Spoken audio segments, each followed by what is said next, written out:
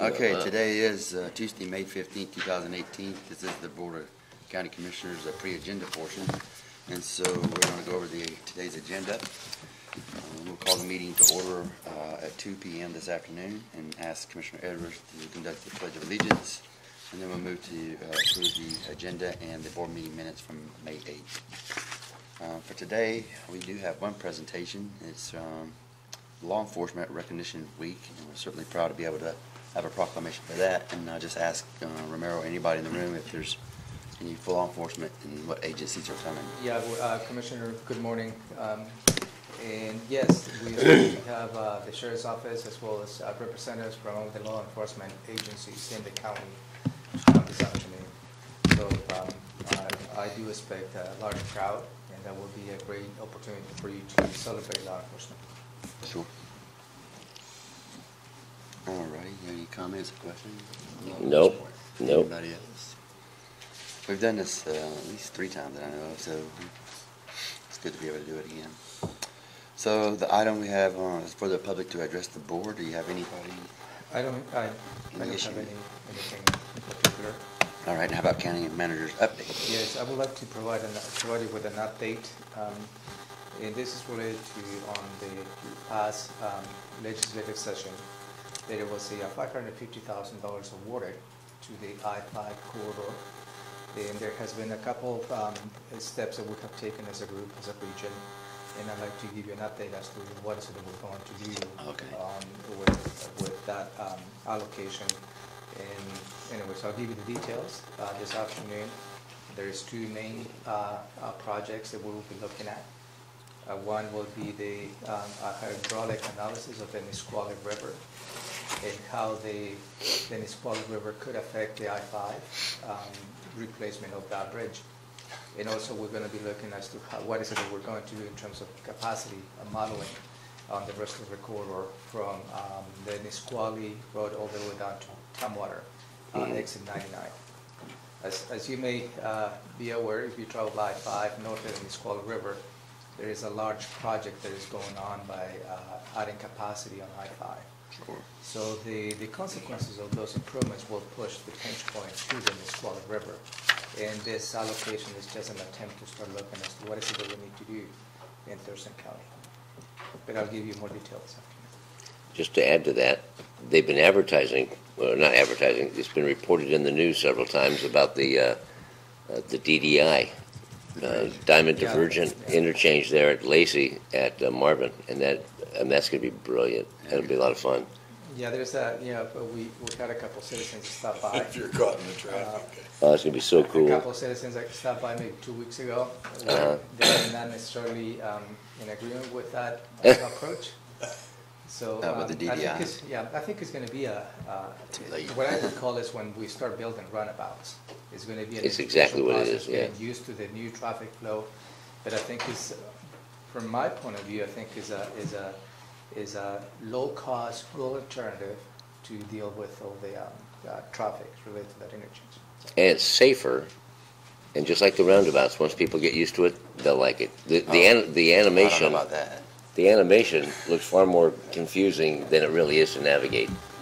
But I guess from the safety point of view, I think the argument behind this design is on the normal design of an interchange, you have 24 conflict points. Yes. With the left turns and everything else. In theory, this design will reduce the conflict points to 13. Right. So that is probably what you're referring to. That's what it's the conflict points, yep. All right. So now I'm moving to number 3, consent items A through E. And first we have Central Services, which is the high-speed internet service for the elections facility. Yeah, you reviewed most of the items last week, Commissioners. Item 3A is related to an agreement with Comcast for $6,032.40 to provide high-speed internet to the elections facility located in the Mudman area. The county does not have infrastructure that goes all that far, and this really is going to help the election side of the business in the auditor's office to have a high-speed internet. Any comments, questions about that? That's only $3,000 a year. Yeah. No.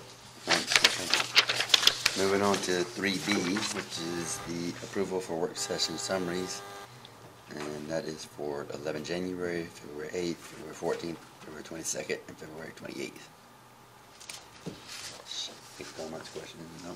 All right. So moving on to the next 3C, which is the Lake Lawrence Regatta application. Item 3C, you reviewed last week. Commissioner Edwards was not part of that meeting, so this is a yearly application. The Seattle Outboard Association submits an application to have an event on Lake Lawrence and between September 14th and September 16th. This is related to Thurston County Code 16.04180, which the intent of the application is to cover insurance, risk management, and spill prevention as a result of those activities. That application costs $500 to process the review of all the different areas in the county.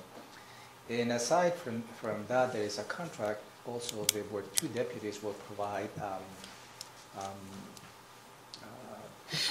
security during this event. That is not required. That is something the applicants have requested to the Sheriff's Office, and they will be providing security for all 3 days from 10 to 6 p.m. And again, 2 deputies, and the hourly rate the Sheriff's Office will be charging will be $106.97 per hour. Any questions? No. They've never had any problem out there. $106 an hour? Yeah, that's the loaded Not rate a bad. for a deputy. Not a bit. Okay, I just wondered if that was 100% cost coverage, you know, that it costs to have an overtime Yeah, dep out there. everything included, all the, and just to be clear, the 2 deputies that will be covering this event will be on their overtime basis. They will not be taken away from their regular Got it, assignments yeah. on the road. Right, I just want to be sure we're getting 100% cost recovery. Right. Yep. All right, item 3D, which is interlocal agreement with Comcast franchise renewal negotiations. Yeah, this is a new item. You didn't have the opportunity to review this item. Just to take you back maybe to February 27, 2018, where you approved this agreement between the cities of Lacey, Olympia, Tumwater, and Yelm to get in to start negotiating with Ken Feldman the Comcast franchise agreement. Since the city of Yelm has dropped out of this agreement and is not part of the agreement anymore, a little bit of background behind that. The city of Yelm is not necessarily up to par in terms of the infrastructure and the management of the franchise agreement. And so they needed to do some additional stuff that was not necessarily covered under this agreement. So that has been the process. The contract is $107,370. Thurston County, our responsibility is $49,573, and the remainder will be on a prorated basis based on the customers the Comcast receives among the other cities. It says to move to approve and authorize the Board of County Commissioners. Is that right, or is it to Yeah, because it's you to sign? I don't remember. I think the chair is the one who signed that contract. It's apparently not worded right for one reason or another. Well, we'll look at the wording. Okay. Good point. There is a signature, one page that the chair will be signing, but there are other documents that all 3 will need to sign. Yeah, we'll reword it. Makes sense. Okay. 3E, which is the Auditor of Financial Services. Yeah, this is your weekly approval of the voucher list. So we're moving to the department items, and the first one we have is Public Works, item number 4, which is a contract award for County Restoration and Resurfacing Project 2018-61508. Early in the year, the Board of County Commissioners authorized the Public Works Department to go out for bids to secure the services for the yearly resurfacing project, also known as the Overlay Program for 2018. They received 2 bids, and the lower bid is the Granite Construction Company from Olympia, Washington. I'm glad to see that our local company has been awarded this contract. And this contract will be overlaying portions of the Steilacoom Road, portions of the Squally Cutoff Road, and portions of the old Pacific Highway. The total cost, the low bid was $1,770,750.50. The department is asking for you to authorize the Director of Public Works to sign this contract with an additional 10% to cover unexpected overruns during the contract. So for a total contract cost of $1,947,825.55. There is a contribution from the federal government of $1,590,167, and the remainder, $357,658, will come from the Borough Fund. And the director is here to answer any particular questions you may have. Comments, questions? No, very good. So we'll move on to number 5 in the department items, which is Central Services. Authorize Central Service Director to negotiate and execute a contract for architectural engineering services for the 25 flex. This has been somewhat of a long process. It started late last year, where we let out an RFQ to secure the services of the expansion of the jail, also known as the flex unit. On the initial RFQ, we had two main components. It was the stormwater improvements that we needed to do regardless of the extension of the jail, and as well as the flex unit, the extension of the jail. During that process, it was apparent that there was a need to separate between those two contracts. And early in the year, you awarded the contract to an engineering firm to prepare the drawings and the design for the stormwater. And this is the second part of that project, which is the extension of. So is this another stormwater issue? This is not a stormwater. This is not? No. This is the actual flex unit. This is the second part of the overall project. Okay. We received 4 proposals, and on April 20th, the review team, which includes services, the Sheriff's Office of Public Works, I believe, interviewed the top 2 firms, which is KDM Architects and DLR Architects, on April 20, 2018. The result of that interview process, they recommended DLR to be the top candidate. And that is the gist of this motion. All right. So I will.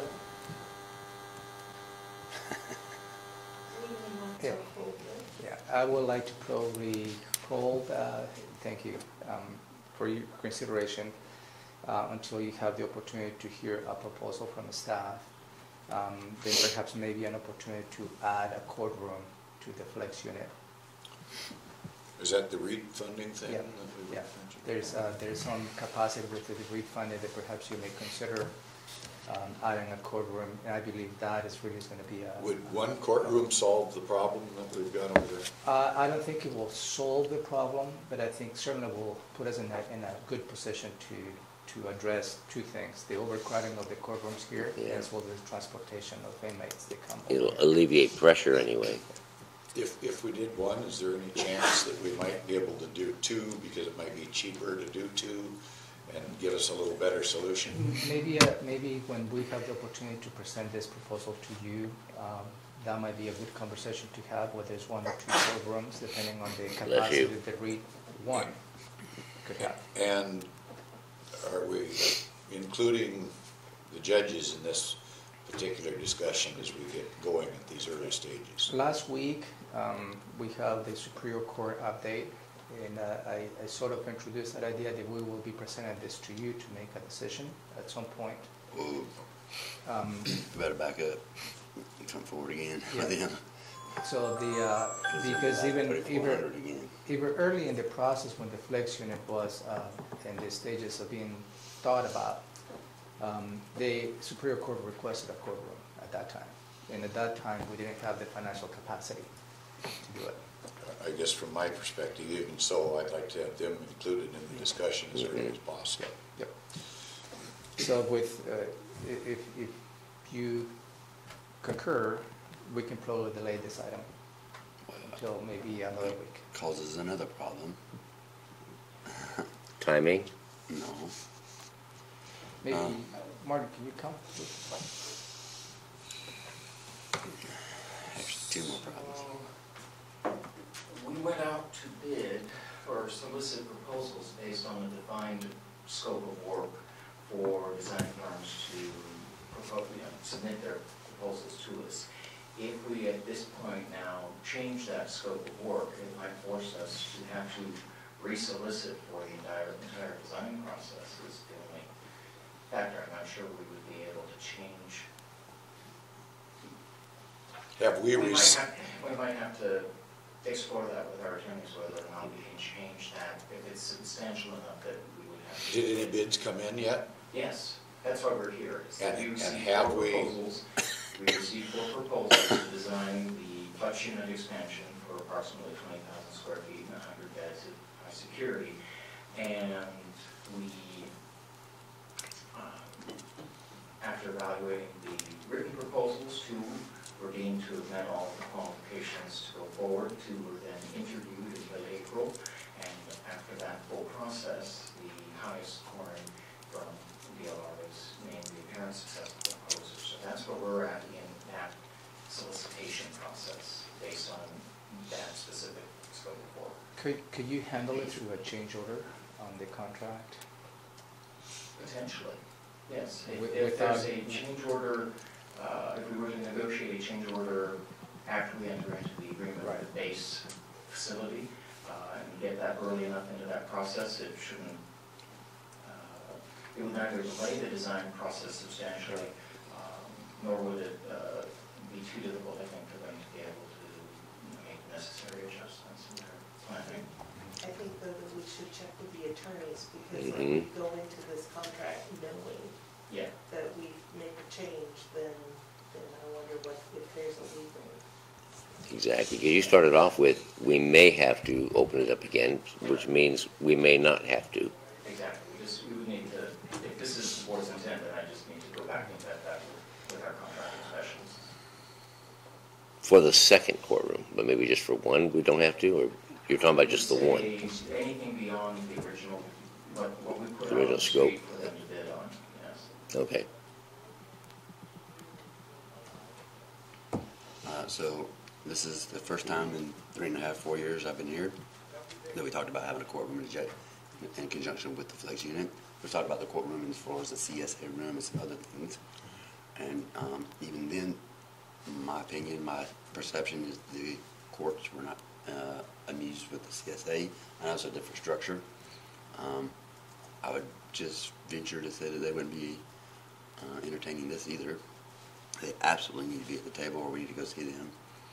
I'm kind of shocked that that's kind of being put into the mix at this point, because it's all about, well, not all about, but it's really the numbers of the inmates we have. And I know the courts want another courthouse, but they would prefer it over here, I think, in my discussions with them. And it gets into the whole discussion of courthouse as a whole, a new courthouse. And they would be leveraging for that more than they would like to have something over there. Although it would be cheap and it'd still be beneficial. And I don't know if it'd be a short-term fix or a long-term fix. And then that's just a comment. Then when you take this off of this here pre-agenda, that only leaves one item. But it's consent items plus one item. And we can probably take some of the 22nd items moving forward on the next week's agenda. And because next week's agenda hopefully is short enough for you to be able to attend the VCB annual meeting in the Boardwalk Lodge, which is about 3 in the afternoon. Okay, that's a solution. Good. So and the reason for proposing this is because it's just the new numbers on the REIT came through, and there's capacity. That's the only reason within the whole Hey, approach. if it's there, it's not there, it's there. I think I know the sentiment of there. So I think that there's a potential that the sentiment of the court has changed, because like you, I've heard them say that they preferred all the courtrooms here. Yeah. But recently they've been saying that they would like a court at the jail, Okay. It's part of that national study recommendation. Well, let's do it then. So Let's do it. it's certainly worth a conversation. Oh, heck yeah, absolutely, yeah. Yeah. So would you consider taking this item today? And then there's one more problem. Sorry, one more item. Is the staffing that goes with this, on the flex unit specifically. So I know that needs to have a conversation in details or at the macro level about where we're at on that in conjunction with the construction. So time-wise, Martin. Yeah, I just wanted to throw that on there. What is going to do to your process? Yeah. Because I think Well, if, that's challenging. I need to go back. I did not bring the RFP with me, or the RFQ with me, and we, I believe, committed to certain timelines in the RFQs to when certain steps would occur. We'll need some time to vet legal questions about the changing of the scope.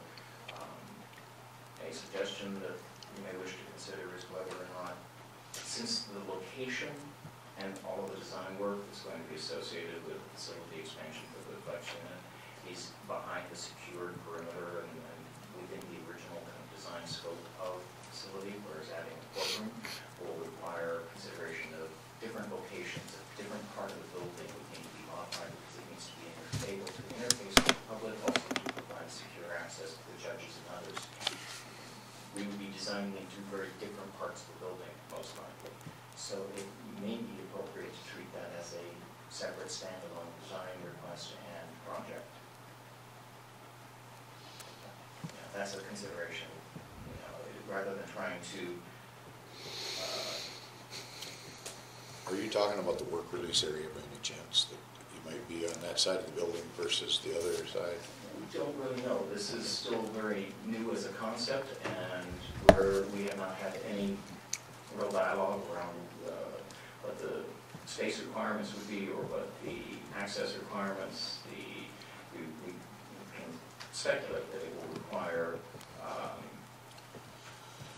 integration with the secured portions of the facility in order to enable inmate transportation between the cell blocks and where this courtroom is. The courtroom will require a public area for the public to be able to access. It will also require A lot of requirements. some of the associated support space for court staff and public defense and prosecutors and so forth, the clerk's office.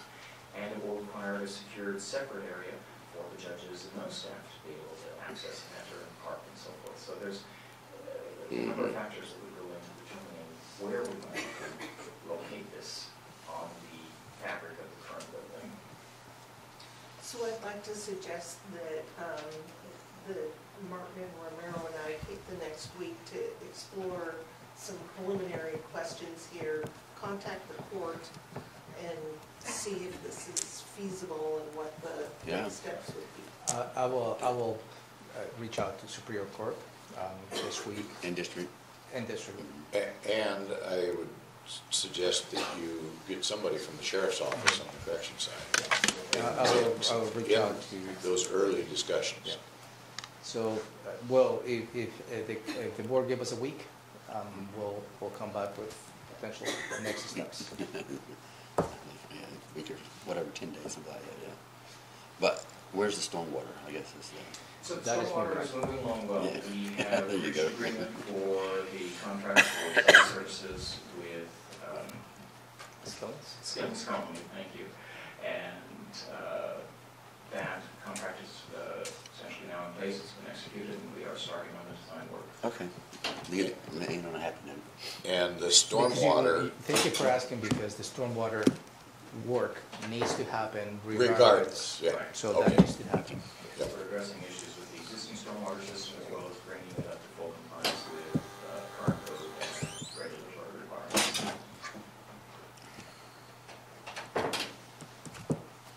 Okay. So it's coming off, and then something else is coming on. Yeah, we'll take this out for Lisa. Let's touch this.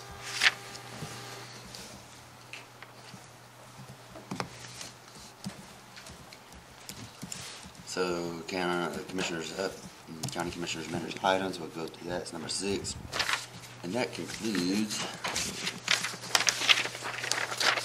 But what from the 22nd will jump onto the 15th? Yeah. In this afternoon at 3:30, you have the Transportation Benefit District. I know, but you said that there's something from the, Yes, on the 22nd, just to give you there is they start at 3 o'clock, the Great Wolf Lodge. Next no, Tuesday. my question is, what department item from the 22nd will move to the 15th? Yeah. So my suggestion will be to move the public works, setting the public hearing Okay. for the speed limits, Oh, the speed limits. and also move the public health, social services, setting up the public hearing for the housing and urban development consolidated plan, if that is a possibility. There is another, There's another, there's another potential item depending on your But- decision go ahead. regarding the TST community. That's all for today though, right? That could go today. Okay, well, then we need to cover that, I guess. Mhm. Yeah, that's part of, later on your agenda this morning, you have that decision point on the TSD proposals. Right. Yeah, I got that. So then we'll add that to the agenda today? Yeah, that's what I'm trying to do. If you're that's right. an option, Yeah, Okay. good, depending on your your- decision. All right, I see what we're doing. Okay, so for sanity's sake, we'll just go straight to the TBD and do that and then come back to the OCC and how that works out. Straight to the lineup. You have it. So about 3:30, we'll call the meeting to order. We'll do the approval of the agenda and approval of the minutes from April 17, 2018 for the TBD. We only have one department item, and that's, there's no action needed. It's going to be funding scenarios presented by Jennifer Walker. Hello, hey, you just popped in there. It's Yes. beautiful.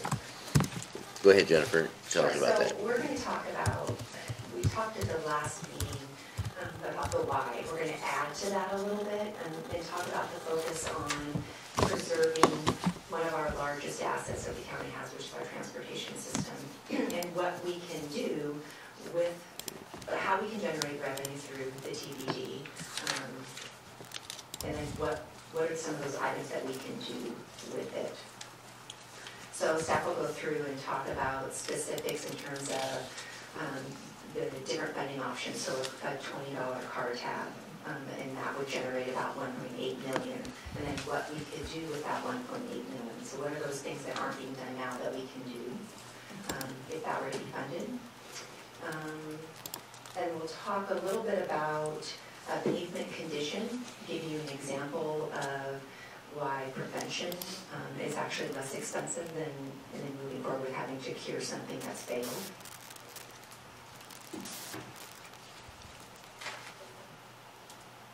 And we will also talk about kind of putting that $20 in perspective and what it could buy just outside of what it generates for the TBD.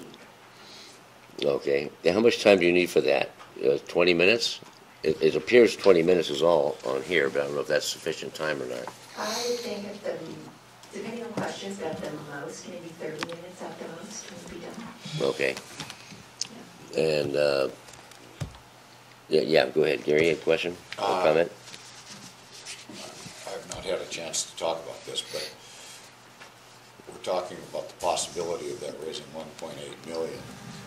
I'm curious how that compares to what we did with a levy lid lift shift to pay for some deputy sheriff's positions. Would that 1.8 million possibly offset what we took out of the road fund to buy deputy sheriffs? I'd like to know some kind of a comparison there if we're going to talk about that. Maybe you can start and Robin can fill the gaps. Let me take you back maybe to 2017. In 2017, you had a $3 million road diversion. And What was that number again? $3 million. Okay. As you are well aware, there was a legal opinion from the AG's office where we have worked with CRAB as to how we're going to be resolving in 2018. So you made a decision for 2018 to use the two options that is available for the commission. One is the road diversion, which you reduce that to 1.5 million. And also you use the other option, which is the road levy shift in the order of 1.5 million. So the effect is still the same in 2017 as well as in 2018 to the road fund.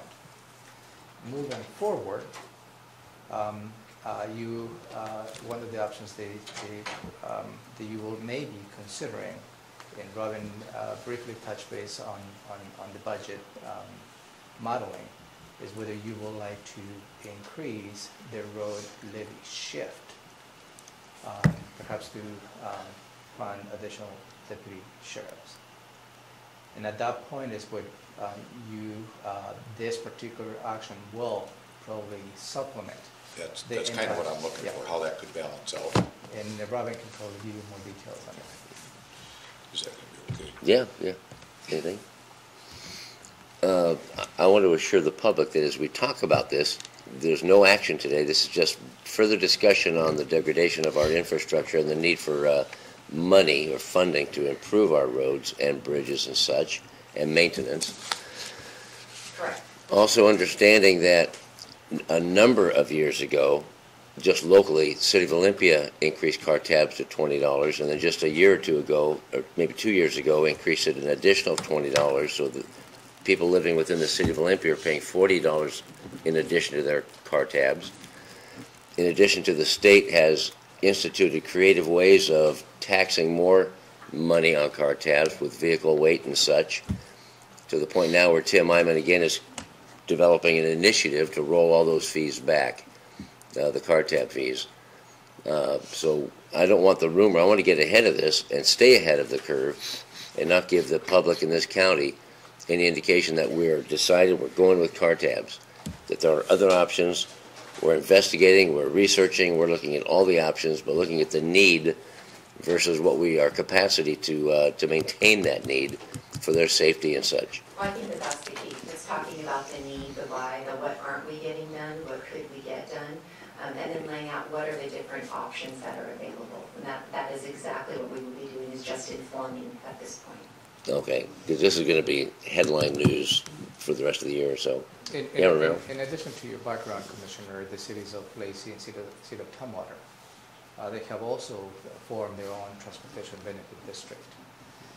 The City of Lacey and City of Tumwater did not use the vehicle license fee as an option to fund their TBD. They used the sales tax, which is also an option for you if you choose to do so. I believe the strategy behind both cities as to why they went with the sales tax option, it was because they generated more revenue than the $20 car tab fee. Just almost double, wasn't it? Financial strategy. In the county, the initial numbers is the reverse, because we don't have much of a commercial in the unincorporated areas of the county, which is a little bit the reverse. Right, thank you. So I look forward to that, Jennifer, this afternoon. Anything further, Jennifer?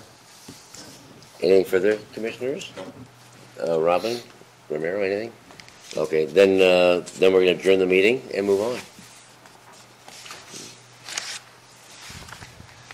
All right, which brings us back to the agenda, which is the BOCC draft agenda from meeting of the May 22nd, 2018. And on that day, we'll have Commissioner Hutchins lead us in the Pledge of Allegiance, and we'll go through the approval of the agenda at that time, and any board meeting minutes stated. So we do have one presentation that day on May 22nd, which is the proclamation of May 20th through 26th as National Public Works Week. And so is that the day we have orange? Yeah, we'll hopefully all of us will wear orange in honor of Public Works Week. That is a national event that occurs on a yearly basis. And Jennifer will be here to present some of the activities the Public Works is planning to do during that week.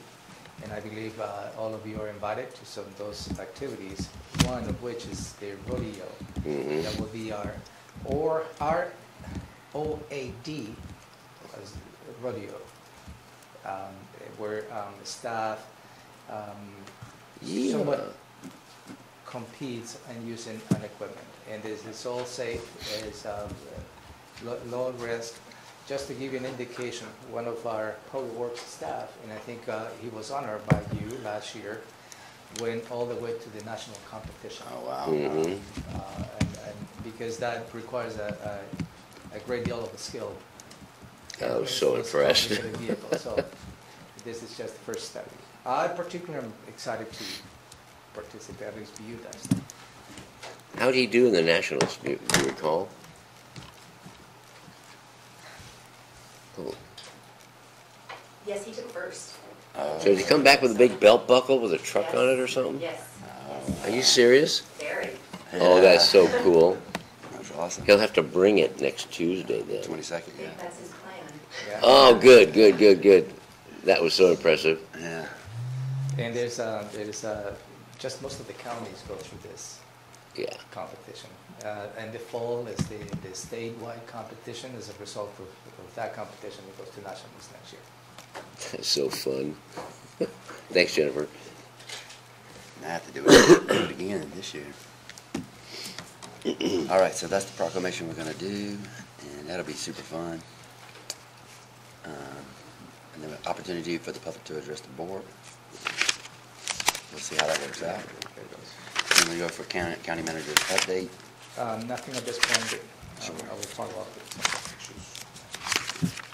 So we're in item number 3, which is consent items in A through D. And so the first one is 3A, which is Public Health and Social Services, resolution changing the salary range of, This is a position, a biologist position. Oh. HR has done what we call a desk audit, in which they have determined based on the functions that this particular position does, and make a comparison to the market. And we have comparable counties and comparable where we go through and assess that. So the result of that process, HR is recommended to the board to increase the salary for this particular position from $6,839 a month to $7,181 a month. yeah, That will be at $342 a month for a 5% increase. yeah.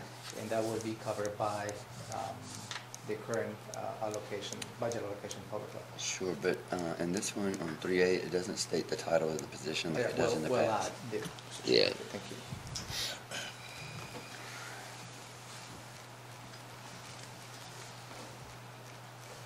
We'll add it to the Yeah, sure.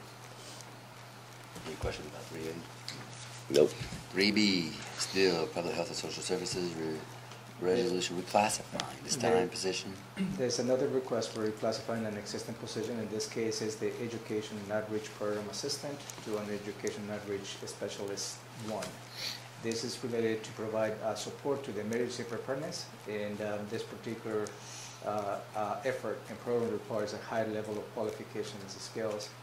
And so the recommendation for you is to, through these classifications, will have an impact in the budget from $5,103 to $5,908. That will be an $805 a month, or a 10% increase, 16% increase.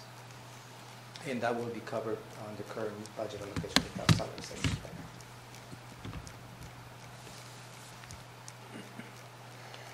All righty. Any questions about that? No. All right, moving on to 3C, Emergency Services. Likewise, on item 3C, this is for the Emergency Services Department. It is to reclassify an existing position from Office Assistant 2 to an Office Assistant Senior. This particular position has already been performing the duties at a higher level, and through a desk audit conducted by the Human Resources. The recommendation for you is to increase the salary of this position through the right classification. The salary will go from $3,909 to $4,409 for $410 a month, or a 10% increase. In this particular position is funded by the current allocation of the Medic 1 as well as the general fund. No additional funding is required. Oh, okay. Good question. None there, so we'll move on to, let's see where we're at. Delta. Delta, 3 Delta, D, Auditor Financial Services, right? Yep. And this is your weekly approval of the voucher list. Sure. So we're gonna move from there to department items, which is item number 4, and we have a set up public hearing. Yeah, I would like to suggest for you to consider moving this item for today's agenda. And this is to set the public hearing for June 19, 2018, at 3 in the afternoon in this room, for you to consider changing speed limits on 4 roads, portions of Boston Harbor, portions of Boston Harbor Loop, I believe, 52nd Avenue Southwest, and 184th Avenue Southeast. The Boston Harbor will reduce the speed from 30 to 25 miles an hour. The Boston Harbor extension, I believe, reduces the speed from 50 to 25. And the 52nd Avenue Southwest. Where is it, from 50 to From 25? 50? 25. That's quite a jump. That's a What's that huge about? decrease. 52nd Avenue Southwest also reduces the speed from 50 to 25 miles an hour, and 194th Avenue Southeast also proposes to reduce from 50 to 25 miles an hour. There was an open house where the citizens held on October 7, 2017, where the public had the opportunity to comment. And as far as I understand from the staff's report, is that they were supportive of this particular action. So the next step in the process is for you to consider public testimony before you take an action, whether you'd like to implement the recommendations of the department or not. You'd think there was like a whole bunch of residential developments that went in to reduce it by 50%. Yeah, that's a lot. Yeah. I wonder if there aren't other options, and one of those, at least in my estimation of watching how they work, I think those signs were right on top of the speed limit or something, or under the speed limit, some kind of a radar thing that says your speed is. The feedback speed sign? If we couldn't utilize some of those type of speed control measures that might get the community to slow down, I guess. I think the community slows down when they see that they are speeding. 20. We don't know they haven't. We don't know they haven't done 50, that. Yeah, pardon? We don't know if they haven't done That's that. what I want to know. I want to know some of those things. That have we tried other things other than just try a 50% reduction at one time? That seems excessive without knowing all the facts. Yeah, it stands out. Yeah. So do we use those notification signs? Mm-hmm. County does, yep. But have we had them out there? My humble opinion on what you're talking about is the feedback signs. The feedback signs are effective when you have a posted speed. Oh, yes. So if you have a posted speed of 50, That's the only time they're 50 effective. miles an hour, the feedback sign will tell you whether you are within that speed sign. So that really doesn't, you Slow cannot down, got it. reduce Yeah, got it. that feedback sign. Well, no, but what I'm thinking is if we're going to go from 50 to something less than 50, possibly 40 might be better with one of those signs up, rather than try to do it all at one time. It Much of a reduction, you're going to cause a lot of violations. It could be, so then I retract my suggestion to move this item for this afternoon. Maybe what I could do is probably just keep it for 22nd and bring staff Tuesday morning next week to give you additional information as to how this is presented to you. You can go either way. We can go either way. You can do a public hearing because you got to June. Yeah, there's a lot of time for you to. Well, I don't know how you're going to do it, but I want to look into some other options before we make a decision, I think. Because this item is just to set the To public set the hearing. public hearing. So I'm okay with setting the public hearing as long as we get, before June 19, You got a lot of time. a lot of time to get briefed on it and ask a ton of questions that we're going to have to justify that. We can keep that clock moving. We don't have to kick it all the way down the road. If people are upset and it makes sense, let's just call for a public hearing and still do our homework. We don't have to go and we decide later one way or the other. And in the past, and I think Commissioner Blake was part of that process, in the past, depending on the public hearing, the commission at that point did not change the speed limits in a couple of A options. couple. Some of them we did. So some you did, and I think that is within your purview. And staff is, I believe, has the obligation to bring you all the appropriate information for you to make an You informed want a public decision. hearing now or later or not? Well, no, I don't mind setting the public hearing at all. It's just that I've been through this quite a few times in a past life. Okay. And as a general rule, you end up writing tickets to people that aren't very happy they were probably there testifying, you know. I like to think of other ways for community compliance other than enforcement action, if at all possible. Okay. That's all. Public hearing. Just go ahead and set it, Yeah. and then we'll Move get it all to the today's information. agenda. So the question. Yeah, I'm okay with today's agenda, Start yeah. with this afternoon or something like that. Yeah, absolutely. Did you have the list of places? Did it have Gull Harbor on there? I didn't hear Gull. No, just No, Boston. it's, let me give you the specific locations in a minute.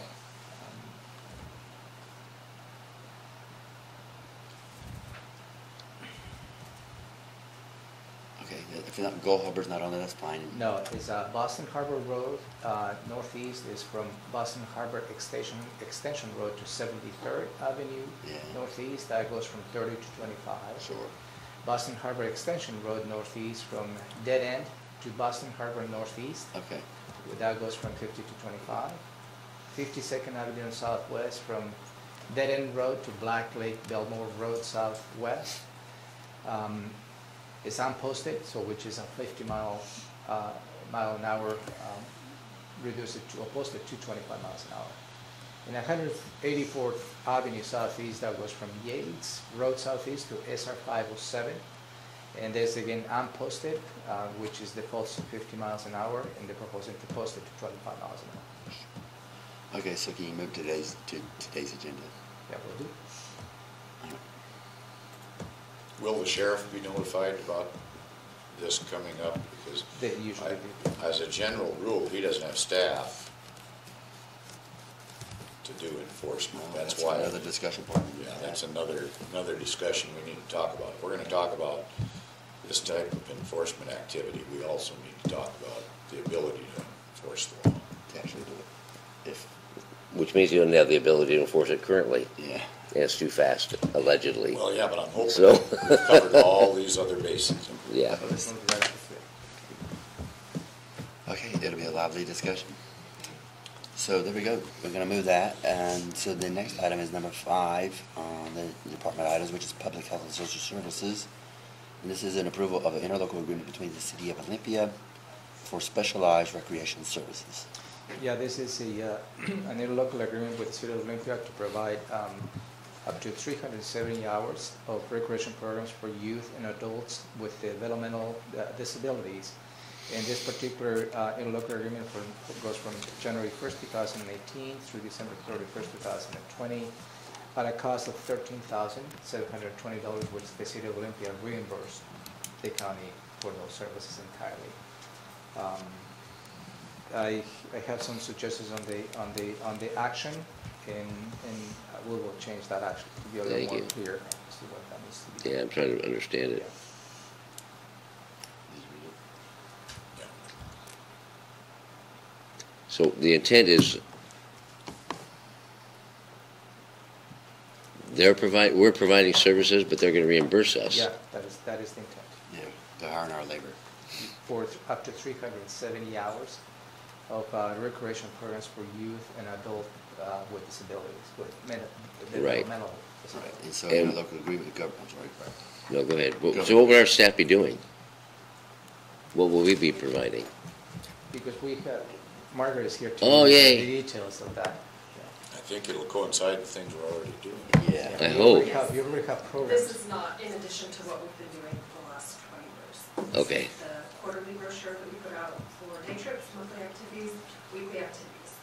So the city likes to have qualifiable hours for what we do, and we do exceed 370 hours of activities per year For DD. for DD. Beautiful. Okay. Yes. And this is a contract that we hold with the other two cities, so they, The other city is, Lacey and Delaware. And it's just including them in conjunction with what Yes. we're already doing. What we're already doing, we are the service provider in the community, they bring us the money. Yay. Okay, I'm at peace. Yeah. There you go. Thank you. Thank you. okay. Is there anything else on that? We're good? So Mhm. let's go to Golden. 5B. Public Five. hearing for B-boy. 2018-22 HUD Consolidated Plan and Action Plan. Yeah, this is a request to hold a public hearing for Tuesday, June 26, 2018, at 3 in the afternoon in this room.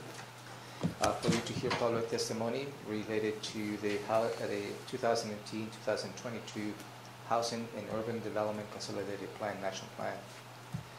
This includes home investment partnership program monies, as well as the community development block grant, also known as the CDBG monies. Okay.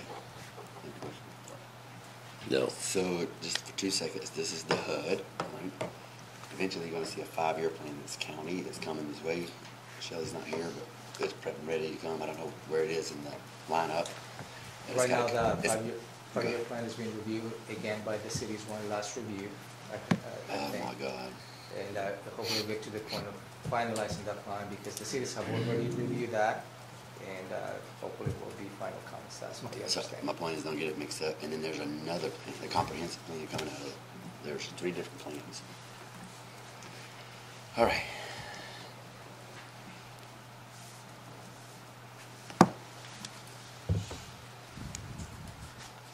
Okay. The next one is the approval of commissioners and county managers' items. So this is approval of the TST sales tax community grant awards. Yeah, you That's- received a briefing last week from Kerry related to some of the proposals as to how you will be authorizing or considering community grants under the TST. And I have this item for additional details later Yeah. today on the agenda. So as Robin stated, this, depending on your decision later today, you may consider bringing this item to this afternoon's agenda. And Okay. that's for your consideration. That's the first thing we'll tackle when we get back from break. The various grants. The TST thing, yeah. Okay. All right, so that brings us to the end of 22 May. Are there any other comments or questions of 22 May agenda? Not for me, Okay, no. we'll move on to proclamations and awards. Is there a proclamation?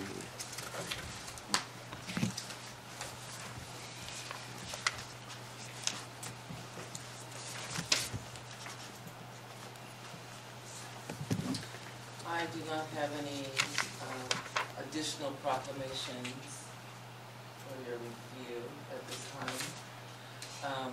Did you want to go over boards and commissions, or just proclamations? On proclamations, Commissioner, I believe you wanted to have a larger conversation as to the process of Yeah, developing yeah. proclamations, and I think it has been a little bit sporadic as to who's doing what Yeah. and when. So I don't know if this is the right time to have the conversation. Sure. We got 8 minutes, we can do that. Yeah.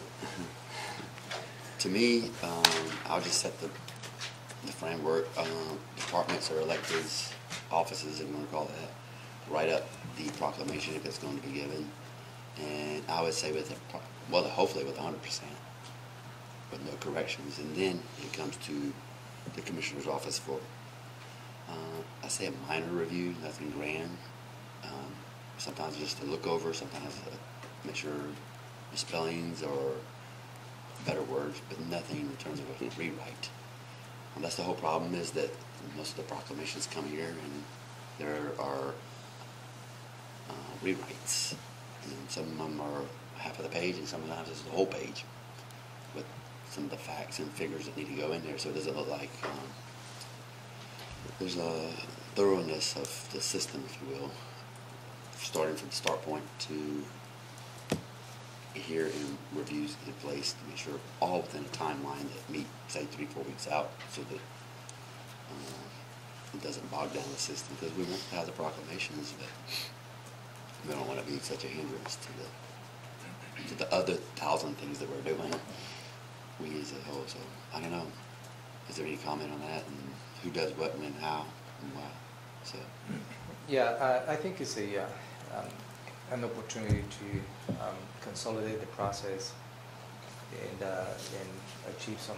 we don't level of have a consistency. policy per se, we've just been No. doing, and And, that's not and cool. maybe Robin can provide a historical perspective as to how this evolved, because I believe at some point, the departments were the responsible party who were generating the proclamations, no? No, it was the No. commissioners. Staff, even before I came here, staff to the board wrote the wrote the proclamations, they tend to call out the specific things that commissioners think are important about the issue that's being proclaimed. And the aides have the best insight into that, has been the opinion up till this point. Yeah. So, What do you we can It's certainly interesting. I hadn't ask thought about it. Oh, my God. I hadn't thought about it, really. The quality that comes in though, we don't know what that's going to be. And we get requests from many requesters, not just offices and departments. Sure. But I think, if I may, I think what it has translated to is just your assistant, Commissioner Blake, has become the focal point of those proclamations, which just Sure, it's part of the thing, which but has created a little bit of imbalance in the whole Yeah. process. All the dates get pitched in. yeah, sure. And they're currently doing that now, or no? But is there a role where La Bonita has as far as proclamations? Well, La In the Bonita, past. I think La Bonita needs to, as a clerk of the board, needs to be aware and outlining and detailing when and what type of proclamations, managing the proclamations program in a way. Bring it to you to your attention as we have in the past.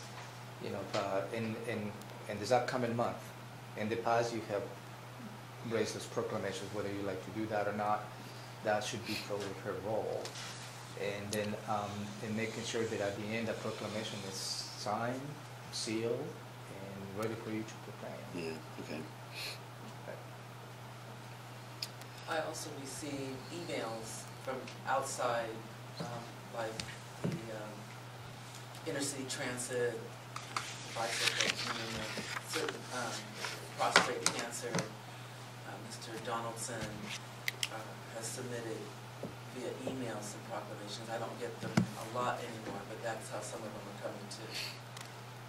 So I'll just go back to the question, do we want departments and electives in those who are outside the right? Hopefully as factual as possible, because in the past it's been not quite that way. And when you throw that on there to handle it, and I'm not trying to complain or anything, constituent issues and calendaring and deconflicting other things, you're waiting like, oh my God, I gotta rewrite a proclamation. It really does. I personally have seen that scramble. Yeah, it's a scramble. And just I think- understand so how about if the commissioners give us maybe a couple of weeks, and maybe we can have a conversation with your assistants A flow chart. and come back to you with a proposed process. Is that right? per se. Yeah. Is that right? All right, there you go. We'll compromise. Alrighty, it's really 10 o'clock. You don't see 9:58 there, so come back at 10 after 10. You're still doing pollinator week, though, yeah? Pollinator week, I guess. Yeah, okay. Please leave your microphones on the table, Commissioner. Yes, sir. Yes, sir.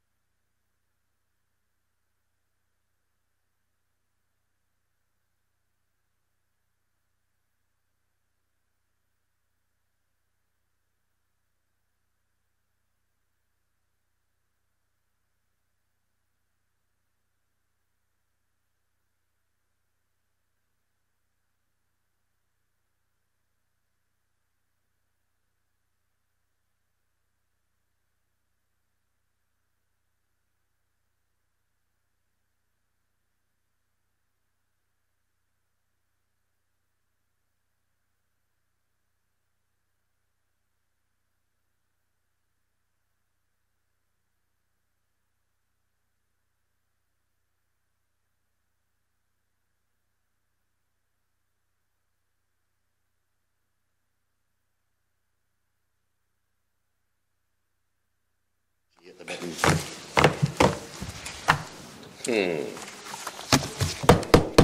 You good? Well, I'm on. Oh, you're on. Yeah. So we're on the pre-agenda still, and we're at the briefing and public hearing decisions pending. And number one is TST community grants. We had a discussion on May 7th, and this is a follow-on discussion. And I'll turn it over to Carrie or Romero to continue on. Sure. Okay, thank you. Good morning. So if you go back to the blue page, just to kind of reorient us, we did an RFP process, 12 entities replied. This blue page is just the rank order based on what the scoring team reviewed from the written proposals.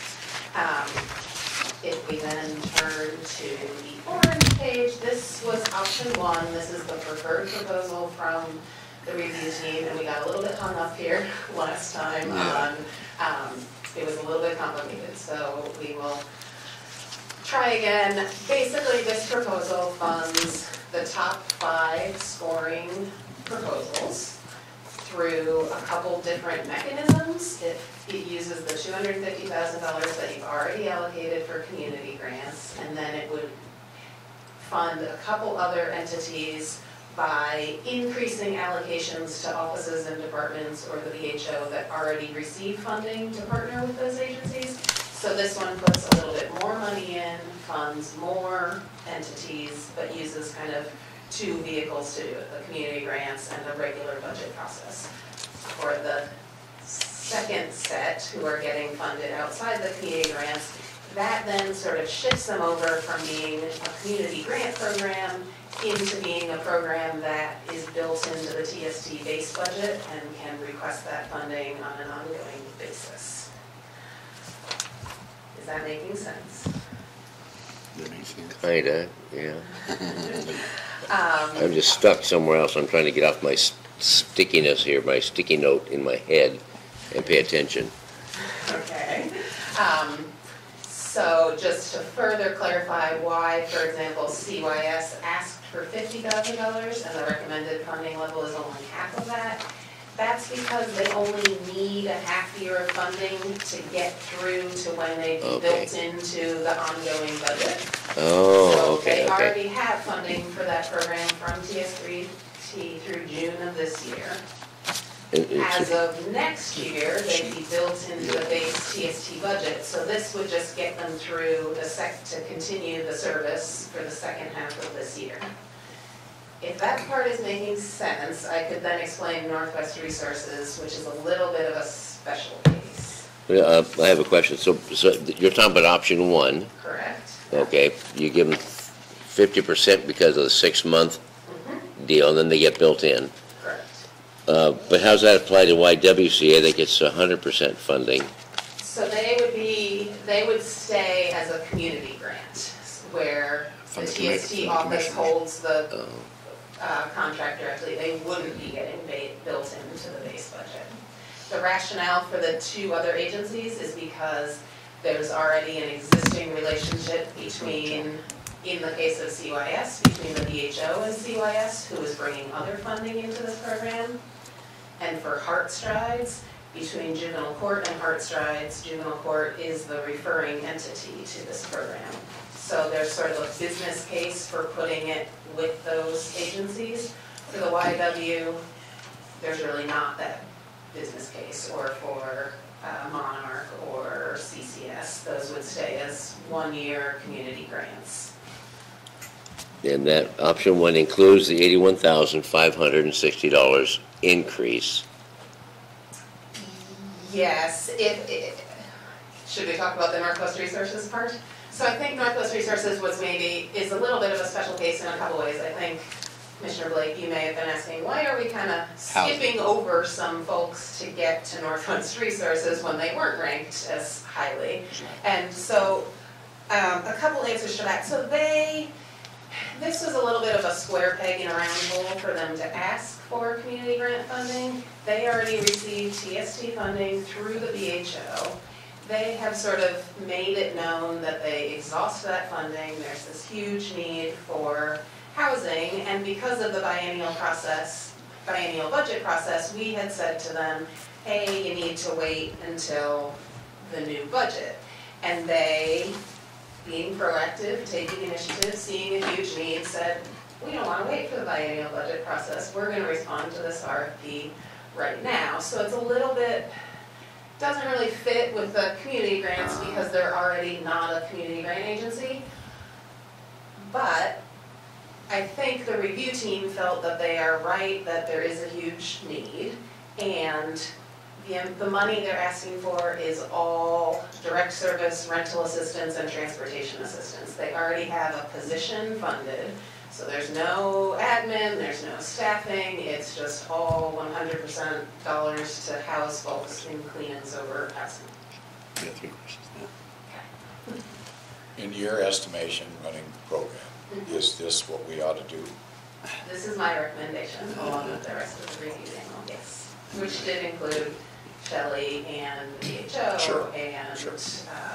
Representative from courts, et cetera. Okay, good enough. And we've been all about stretching treatment into prevention, which is pretty much designed individual services or direct services, and this is housing. That's a bit of a big stretch for me. So housing is called out in the statute. So the Oh, it is. RCW says we can fund treatment or we can fund supportive services when it's part of a treatment plan. Okay. And it specifically says housing, transportation, a couple other things I'm forgetting, but housing Okay. is specifically called out when it's So part it's of a called treatment out. plan. Okay, And then- we do already fund housing. Right, be right. I've heard you do the rap before. Okay, now I can make that stretch now. It's not even a stretch, it's there. Okay, All right. and this is the inclusive of the additional. Okay, it makes sense to me, and I have just one other question. This is the sticky note that's sticking in my head. And that is, when we talked about the balance of the TST, lots of money, versus what we've been allocating traditionally, versus busting loose with some more money to alleviate the balance, bring it down, and extend. Why? Again, I know I've asked this before, so I know it's been explained before. Why only busting loose with 81,000 rather than here's another $1 million or here's another $220,000 or something like that? My response would be this takes a small step in that direction, and I think that bigger amount and that bigger conversation should happen as part of your regular budget process. The offices and departments should get to request that, the advisory committee should get to weigh in on that. That would be my opinion for kind of a more robust process. So 80 is a nice It's a step. start. Then why not start at 100,000? It didn't make sense to me. Why did we sum up $81,560 and didn't even have 22 cents? Well, why not just round up to 100,000? I mean, I'm trying to make sense of this. So I'll give it a go. Thank you, Robin. So they funded the top 5, and then they also funded Northwest Resources. Another reason that they're funding, or proposing to fund, Northwest Resources is, it's my understanding that last year, the BHO had some capacity and was able to give additional funding to Northwest Resources out of their TSP allocation. They weren't using it on one program, they shifted it to Northwest Resources. This year they don't have that capacity. So the money going to Northwest Resources was decreased by about $30,000. That's another reason that it's in the mix here, is just to attempt to maintain it at a certain level. So what the committee has done is they've taken the top 5 plus the one to try to maintain at a current funding level.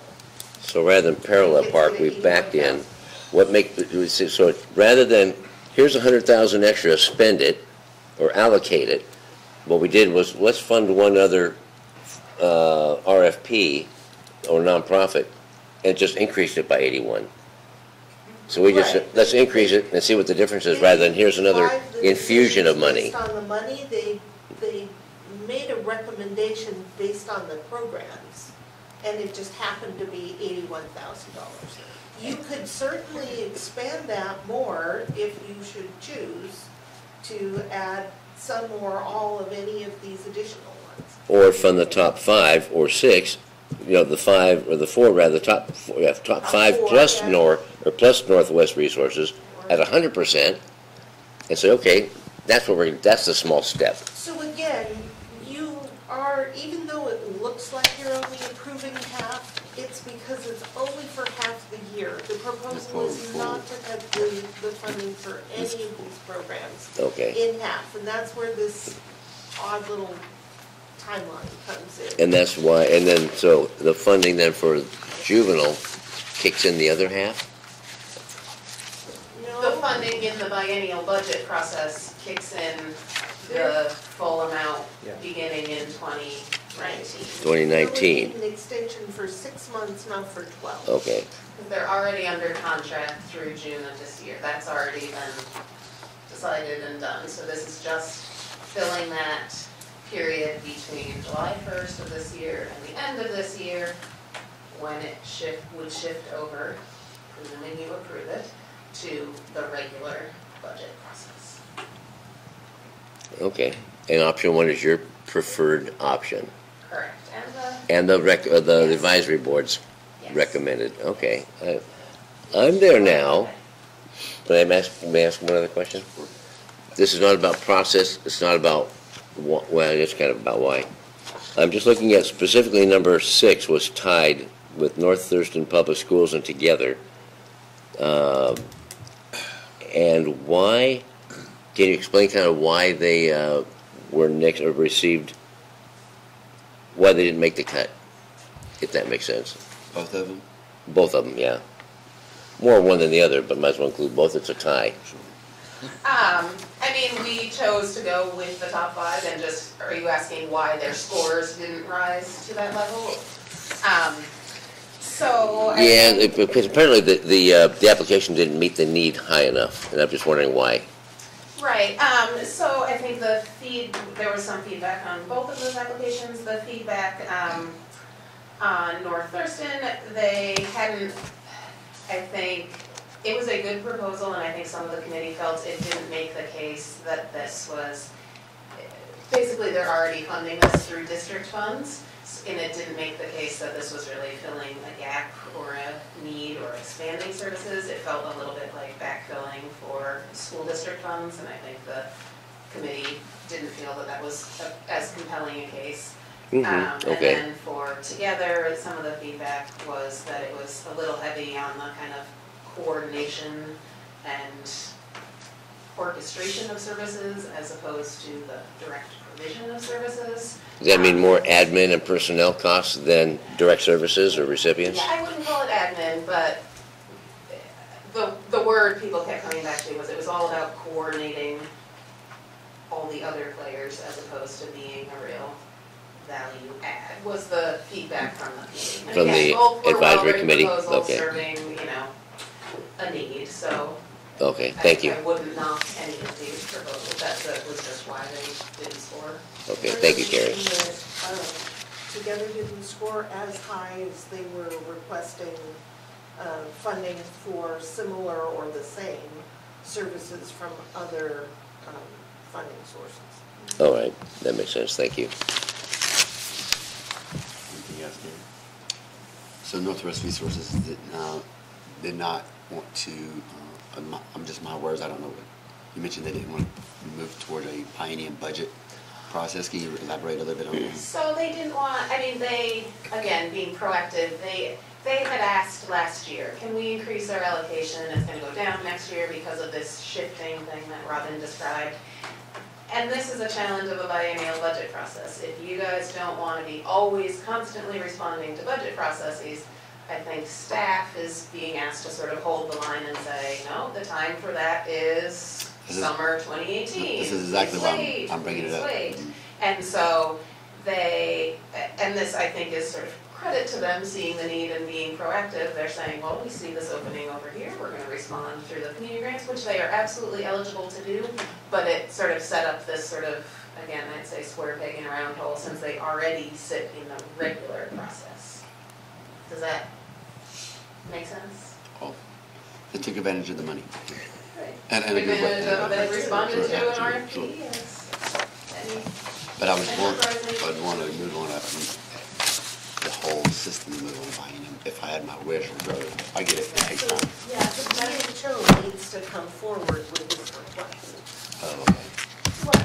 For the biennium, Right, but we for the told biennium. PHO too. Right. You can't, we need to Right, wait. the till midterm biennium. was not the time, but if you All look, right. they're So, fully funded. do you have any, option one is your option? Just, perhaps just for the record, to bring option 2 for your consideration. Option 2 is really what I call as a peanut butter approach, where you just take the top 5 and you just allocate $50,000 on each. That's peanut butter? Yeah, for many of them, that's almost what they've asked for. You You just spread it spread evenly that, around. you spread that evenly around. And I think the difference of that is just, this is based on the allocated budget, and you just spread all across the top 5. This is option 1, takes into consideration the needs of the specific programs, and there's a little more thought behind it. And that's what I believe option 1 is. A little bit more wet behind it? A little more thought. Oh, thought. behind it. So, another question. Sure. Option 2 is for the full year or half a year? Those would be 1-year grants starting on July 1st For option 2. for option 2. Option 1 is 6 month. For some. For Some of For them, some. some of them. but For not some. all, though, yeah, Correct. As a full year forever. right. So some of them get 6 months and then get shifted into the regular TST Yeah, process. yeah. You're doing a Okay. supplement. Now, when you say shifted into the regular, I'm sorry to cut you off, Carrie, I'm sorry. No. When you say shifted into the regular RFP or the TST process, that's not a guarantee. It's just they apply again and hope they fare Oh, well. Yeah, they got a fair. It's just another. Well, it's a different process. That's the process that goes through the advisory committee and then through all of you. When we start that process, I agree, it's not a guarantee, and you are the decision makers on that. But when we start that process, we start it based on, this is what you have historically received. Please tell us, do you want to continue receiving that? Do you want more? Do you want less? And then, of course, it's not a guarantee. Everything goes into the pot. Right. You get to decide, but it's built into their sort of maintenance level request. So as an applicant, if I'm an applicant, would I prefer option 1 or option 2? I would prefer option 1, Generally, option 1, you think? yes. Rather than option 2, oh, I get all my money. But then And I have to you don't reapply get for it all- again in You don't 12 get all the months. money in option 2. Well, all but a couple grand, but here I'm getting 50%, okay. But then with the promise I can apply again. I think they are hopeful then that it Where's that, goes Robin? into a process that has in the past been more sustainable. Do you have a question? Because I have a question. No. Okay, do not answer my question, okay? Okay. Just think about it. I will be. Yeah, I know. Do we need this grant process, community grant process whatsoever? And just take the money, put it into I'll call it the mainstream TST, I forget what you call it, with the TST advisory committee and everything. Because this was born out of a couple commissions ago that had 100,000 and invested at 200,000. And it was all good, it was endearing, it was a great thing to do. But in some ways, it's just not time-wise, and it's the same sort of monies-ish, and so it's all moving in the same right direction. As long as it's for kids and the things we're looking for, I think that's more of what we're just something to think about and how to manage it better. Or see what I'm saying? I don't know if it's necessary. Just think about it. We could do some things later on. Give in the that future. some thought. I'm not saying move it, touch it, Can I whatever, but clarify? I just don't know if it's been profitable in the same sense of having commissioners grant program do the thing. There's some, I love it because I get to be do a little shopping, so to speak, but it's not really good. So what this did was create an opportunity for organizations that did not have a relationship with one of our offices or departments to come in with a proposal. Oh, And so in-betweener kind of thing? Right. Sure. Right, so could we set it up where one or more of the departments ran this? Sure, instead of the TST office in particular, but with Carrie's move, with the TST move under public health, maybe we just run these through public health. Well, I wanna and see 'em. they do the same Don't get me process wrong. that way. I wanna see them, I just think we're two avenues, two lanes, just lane it back together and do one lane of flow, but just a thought, a concept. So. So if you don't do this process, then it would be very different and you would not necessarily Get the see results it with it. laid out like Okay, this. I told you, it's something to think about, I don't It know. is, it's definitely something. Okay, he has a question. One more point of clarification. I'm looking at this one now, this map, and looking at Monarch, Heartstrides, whatever that is, and and Northwest Resources. It appears they've received funding, and leave Northwest out, but it seems they've received funding through the end of the year, and then they request ongoing funding. Both of them request ongoing funding in January. They apply again? Or how does that work? Those are so for CYS and Heartstride, Okay, Community Services and Heartstride. So this summer, through the regular county budget process, in the case of CYS, the VHO will request ongoing funding. Okay. That'll be built into sort of their historical maintenance level. And in the case of Heartstrides, juvenile court would request, it would be built into their maintenance level. So that Okay, process in begins this January. summer. Right, The process happens this summer for so they don't need allocation to into- apply again. These two, you're taking them out of this application, this annual application Uh-huh. process. Because like, who's the vendor that they being juvenile court works with for one of their youth programs? Just name one of them. CYS, which makes it You confusing. don't see an annual application from CYS for the juvenile court right. thing. It's just built into the normal budget Ah. process. And that's where we're saying that these two would land. Just built into the process, it's part of the annual budget that you consider for juvenile court or for the money that passes to the VHO.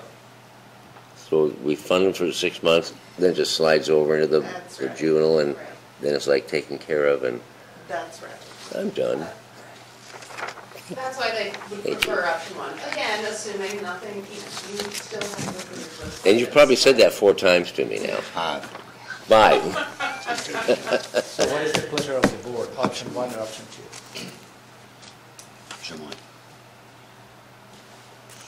All right. Option one. So Would you like- so would you like to move the item from next week's agenda to this option agenda? This afternoon. Yes. But I have one final question. We will be discussing busting loose with more funding then to TST in a bigger conversation Oh, my or God. something? Oh, Lord, yeah. Oh, yeah. Yes. Okay. That comes with the budget. Yeah. Oh, good. Okay, thank you. Thank you, Robin. But to match this board's priorities, I would guess. Yeah. No, we're working on the motion. On your presentation, you elaborate more. The motion is just a little simpler. Okay. Carrie, Thank you. thank you for all you do. So draft the motion and give it to Anita. Short, But in this afternoon presentation. not you long, elaborate a little bit. short. It has to be a minimum of six lines. So. Short. I think we agree, the motion will be short, my presentation will try to explain it. Once this is voted on today, when do the recipients receive word that First. July 1st. July 1? But when do they receive word? The Yeah, contract when do they starts receive right- word? 10 Pretty minutes quickly, I was later. expecting next week, but I will. After it's on TV? Yeah. It's a matter of public record today, so I will notify them and work with. I'm just wondering. Press release pretty quickly. Yes, thank you. Thanks. Thank you, Yeah. Gary. So now we're on tobacco and vapor. How do? Thanks for indulging me. No problem. Tobacco and vapor is the next item. Would you like to consider having the transfer of development rights first, since Allison is here? Sure. I'll be here all day, so. Come on up. Appearing all week.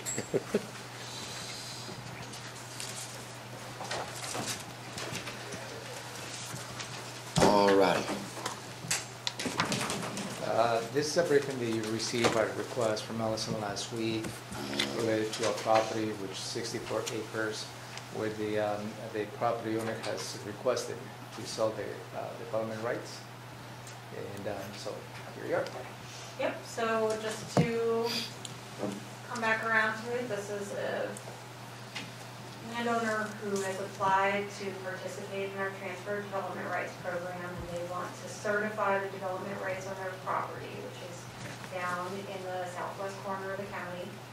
And they want, and in certifying them, they detach the development rights from the property, and then they have the ability to sell those property rights to somebody who wants to attach them somewhere in the urban area. So we've circulated the easement for signature. It has been reviewed by the attorney's office. If you have any questions on it. That would be one part of that statement, said, attached to the development rights. Detached, yeah. Yep, so Could you explain that? Sure, the Transfer Development Rights Program, the concept is that it's a way to conserve agricultural land and keep it in these large, undeveloped tracts that can be used for agriculture perpetually in the future through a private market interaction.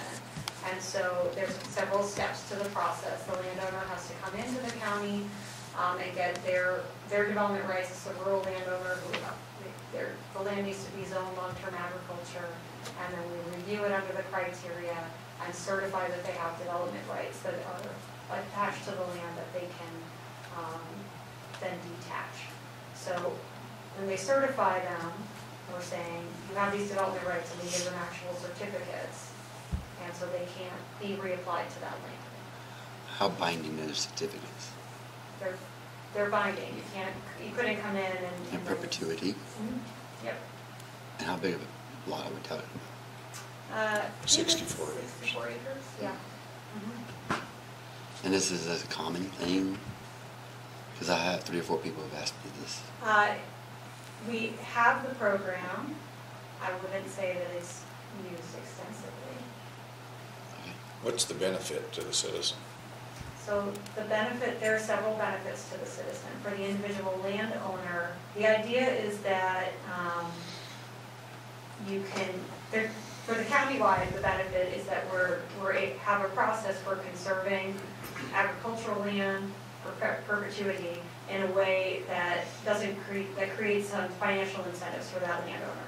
You know, a lot of times we're saying we need people to, we all as a county benefit from having open space, from having agricultural lands, and sometimes the financial burden for keeping that area, it's on that individual landowner. So this is a way, this program allows a way for that landowner that's creating that benefit for the community in keeping their land unsubdivided and in agricultural use.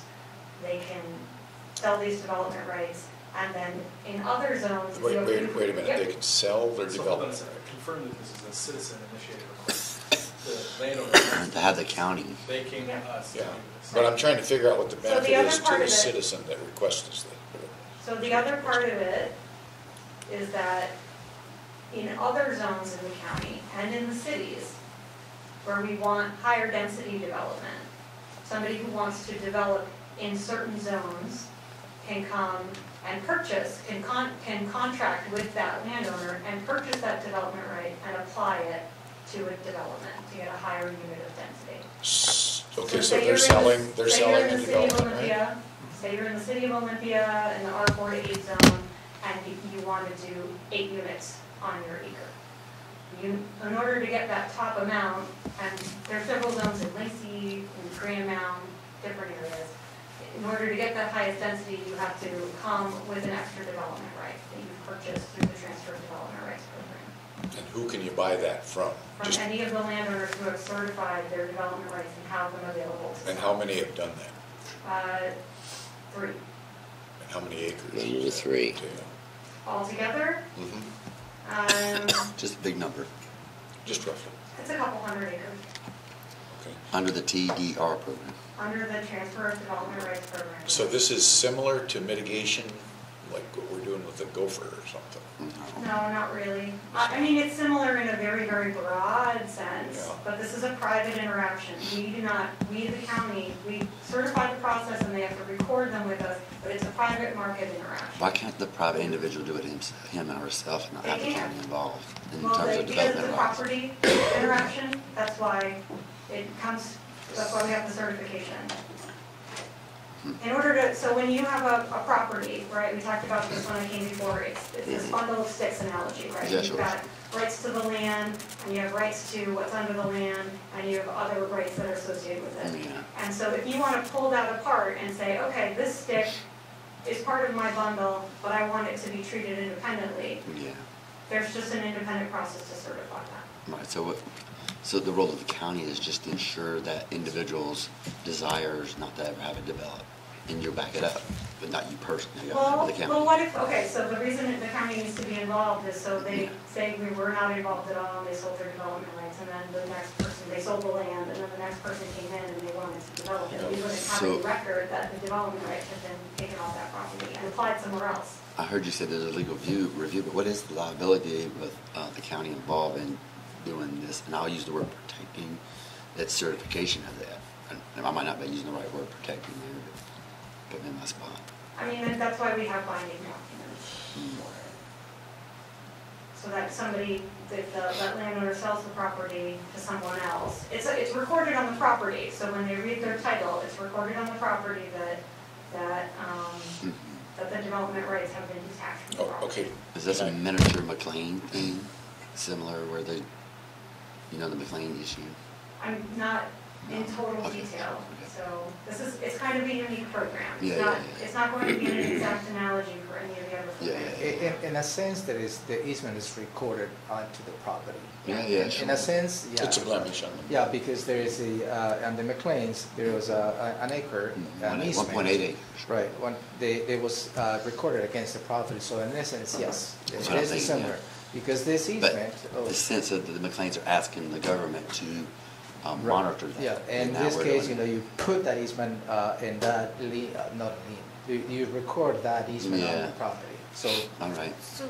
So unlike the McLeans, there isn't any requirement for us to be monitoring or to maintain it along. Yeah, sure. So then that sense, you're right. Yeah, yeah. Sorry. Go ahead. Who sets the price of the purchase of that particular mitigation for that developer that wants to do something up north? Who sets the price? It's a private market interaction that's negotiated between the buyer and the So- seller. So in other words, this 64 acres maybe is, can't use it because it's got oak trees, it's got prairie habitat, it's got Whatever. gophers, whatever it is. It cannot be used under current existing law down there where it is, where it's located. But we can get the economic value, this person could get the economic value out of it without developing it by selling the development rights to individuals that might need that, say up north. Is that kind of where, what I'm trying to get at, do the rich keep getting richer and the poor keep getting poorer, or is that promoting that activity? He's not selling credits in the sense of development rights. Perhaps. Yes, I think so. I mean, it is, so I would say it's the opposite of that. Yeah. So this is a landowner, and we said we in our county values want to preserve agricultural land. This isn't about critical areas, it's about agricultural land. And so that private landowner could subdivide their land up to a certain extent and put, fine, within a reasonable use of their property, they could put some kind of large lot subdivision on it. But they want to maintain it in agricultural use, but it's financially difficult in the long term to do that. Now, that's dependent on them finding a buyer. Their ability to financially benefit from this program is dependent on finding a buyer. Well, I'm just going to take a wild guess. The 64 acres is probably gopher habitat, oak habitat, whatever it is. They're going to run into a bunch of government resistance if they try to develop this. I haven't went down and looked at the property, but I know the general area. Nobody knows that answer. Oh, yes, somebody knows that answer. Well, not right now. Not right now, right here. That's a I'm hypothesis. I'm using that as an example. So they can't do anything with it. It has no economic value to them. I wouldn't say that that's true. It does have economic value to them. They operate a farm on this property. Yes, but I'm talking about no ability to develop in the future. And again, So you don't if- come in as part of that process and evaluate that piece of it. So perhaps what you're saying is, if this process doesn't occur, if the property owner maintains the development rights, Yeah. if he or she decides to develop in the future, Yeah, they will be restricted by the current. yep. Yeah, but as Commissioner Blake, it's hard to tell what that is. It's not too hard to tell. I could go down and look at it Well, and tell you if that but- oak trees or gophers. But that approach, the potential of a property owner to develop a property is not part of this program. No. In this program, they give them the option of maintaining the land as agricultural use, and the property owner has the ability to sell those development rights to others. So it is a benefit to the property owner. Okay, are we getting any gopher mitigation benefit from this transfer? No, Is there anything in the future that would benefit us on mitigation gopher in the future? Zero. I mean, not through this program. Okay, I am not, Could the program be restructured in a way that you could, you could think about including it in suite of options that you're looking at? Yes, but not for this particular property owner at this time. That's not the way the. This is a specific special request for individual. I would not want to take this on as a county issue at this point in time, faced with what we're faced with the gopher, with the oak tree, with restrictions on properties. I would want to go down and look at this property. If staff can't give us an answer for, yep, it's gopher, it's oak tree, it's whatever it is, I want to know that before I make a It's decision. agriculture, that's all. Well, gophers live on agriculture. That's The not oak the- trees live on agriculture. Hang on, he has a question, sorry. Back on May 8th, Allison, I think you used the word, this is like exceptionally or exceedingly, but it's very rare that we've only had 3 in like 5, 10, 15 years or something like that. It's exceedingly rare. We had 2 sales, In what kind of a period? 3 sales, I'm sorry, in the history of the program. And I don't know how long that is. 15 years. 15 years, okay. And it's private owner to private buyer. Yep. And it comes to us, we have to approve it, but it has to come to us for a decision. No, not the sale. Then We why, record it, we record it, but why are we dealing with this? because we are That's at the my question. certification stage. That's my question. They want to be able to offer their development rights for sale. And does that do a crediting process or straight one-on-one? I'm sorry, can you ask So me a like in question again? HCP, there's the credit, you have to have the credit piece there, right? It's not a credit system. I didn't think I so. look at the property, So it's a one-on-one. I do a little bit of background research into what's on the property, how many structures they have on the property. All that review is laid out in the code for this program. And then calculate how many development rights would be associated with that property and how many we could attach. So they have a farmhouse on the property, so that counts for 1 development right. They don't, if they wanted to retain the option to put another home on the property, they could retain, as many of the development rights as they wanted for the future. But they only want to have the 1. And so they're looking to certify and detach the rest of their development rights. Can I jump in real quick? And just FYI, I've had 2 other people ask me something similar to this in the same There's a lot thing. of, there's a lot of interest in the transfer of development rights program. In the sense of donation, but okay. So here's a kind of another way to look at this. This is an economic development tool. So citizen A has a property, they want it to stay a farm, they own the property, they are asking us, we want to detach our development rights and keep it a farm and sell our development rights so we can get money from those rights and also farm, and in perpetuity, we want our property to be a farm. Yeah, So all of those things are citizen-initiated requests to us. So they when I are. think of But CPED, go ahead. when I think of CPED and our duty to be responsive to citizens asking us to do things for them that are economic development drivers, as well as balancing this request for having agricultural lands in our South County, this program and this request from the citizen hits both of those areas. And so as we're thinking about what we're trying to accomplish, I want to make sure that we're clear that this is a very specific program and not tied to some of the other really complicated issues that deal with HCP, gophers, and all this local area stuff. If we are going to think about not approving this as recording it, we need to. No, we'll probably get to Yes, that point. please. I think that would be something the commissioners would like to weigh in. Yeah, thank you. Going back to, whether it's a potential pocket gopher habitat, it could be. I know that I don't disagree with that. It could have also some other sensitive areas. But in a way, this process is unrelated to that. Oh, I know, yeah. It is unrelated because if the commissioners decide not to approve this proposal and go on down the path to determine whether it's mitigation pocket gopher habitat mitigation area, we couldn't impose on that property owner to make it a pocket gopher mitigation area. No. Mm-mm. So it is that balance that we need to go through in terms of we as staff will present that information to you under this program.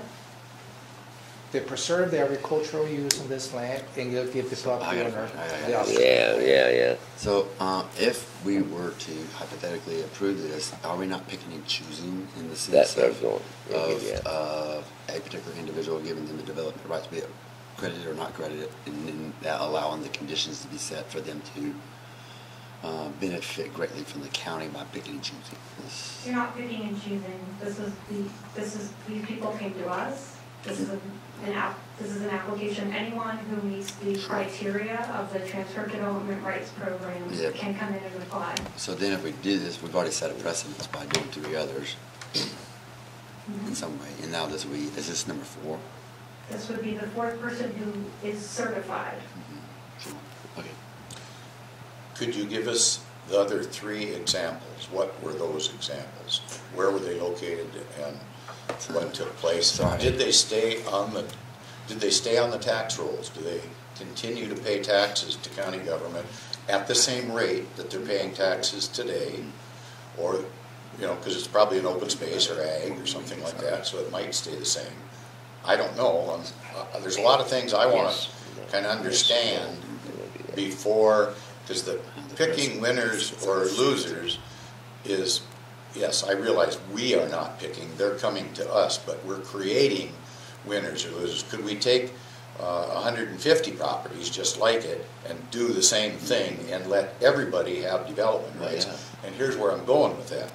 If you have a market-driven system and you have lots of mitigation development rights to sell, it's going to be much cheaper than if you have 2 mitigation rights to sell to some future developer up north. So I'm looking at it from a market standpoint. So you have a lot of questions in there. So the other people who have applied, one was Felix Kumbo, he was the first one.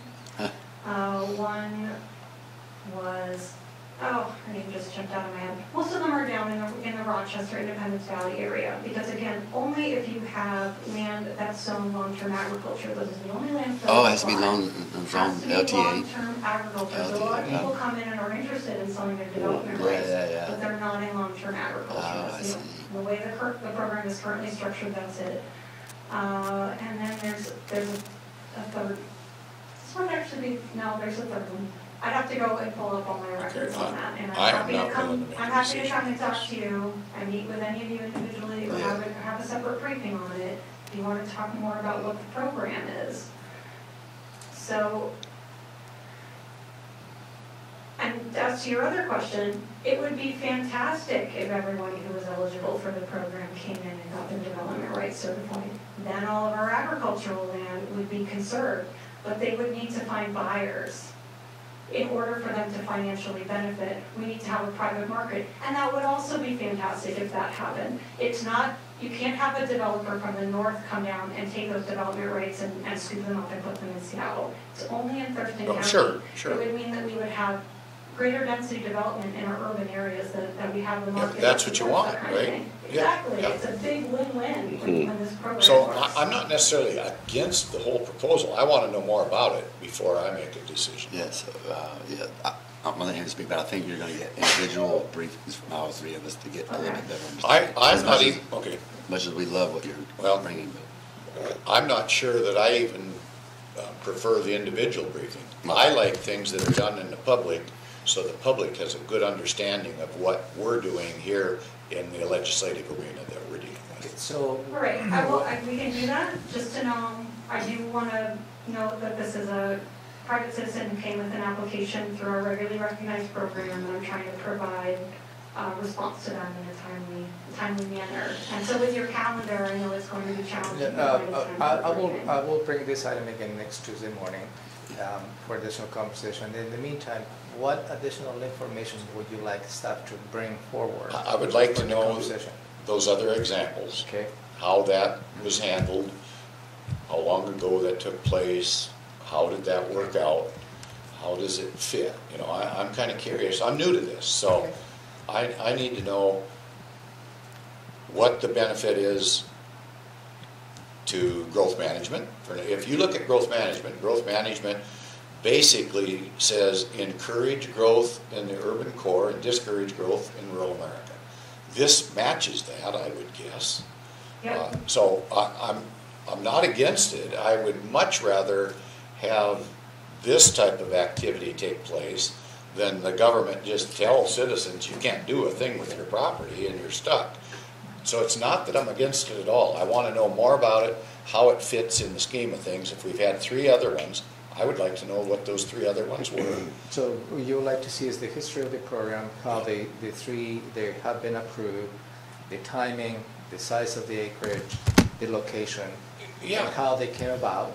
Yes. And also you would like to hear as to how not just those 3 properties, but the program itself aligned with GMA and the impacts to GMA. Sure. Is that, okay? Is the buyer and or seller against any time crunch now that demands we decide on a certification or not? I'm not sure, yeah. I mean, I know that they came in and applied and were interested in how long it would take, and it's already, we're kind of bumping up against the ceiling with that. But we don't have a set, there's not like something in the code that says you have to. So not like escrow's holding up, anything like that? There's nothing, I can communicate with the applicant to see what they're, if they were up against some kind of deadline. because I'm ready to decide, but I won't because my seatmates aren't. And I'm not, so. I need more Just to information. clarify the terminology, for our purposes, Have Aaron they're say not a it. buyer or seller, they're an applicant. For applicant, okay, thank you. Thanks, Josh. And I'm not against the individual briefing. I'm all for it, but I want something to be at some point in the public arena as well on this follow-up. Well, if we get the same message, and I benefit from questions and answers as well. Sure. So you want to recap it real quick? So 10 seconds. at this point, you're not denying this request, you'd just like to have additional information. So I will bring this matter next Tuesday morning as part of the commissioners check-in. We'll give Allison a little more information. She will bring a history of the last 3 applications they have been processed under this program. A little bit of history behind that, the size of those parcels and the location, maybe a map will be helpful.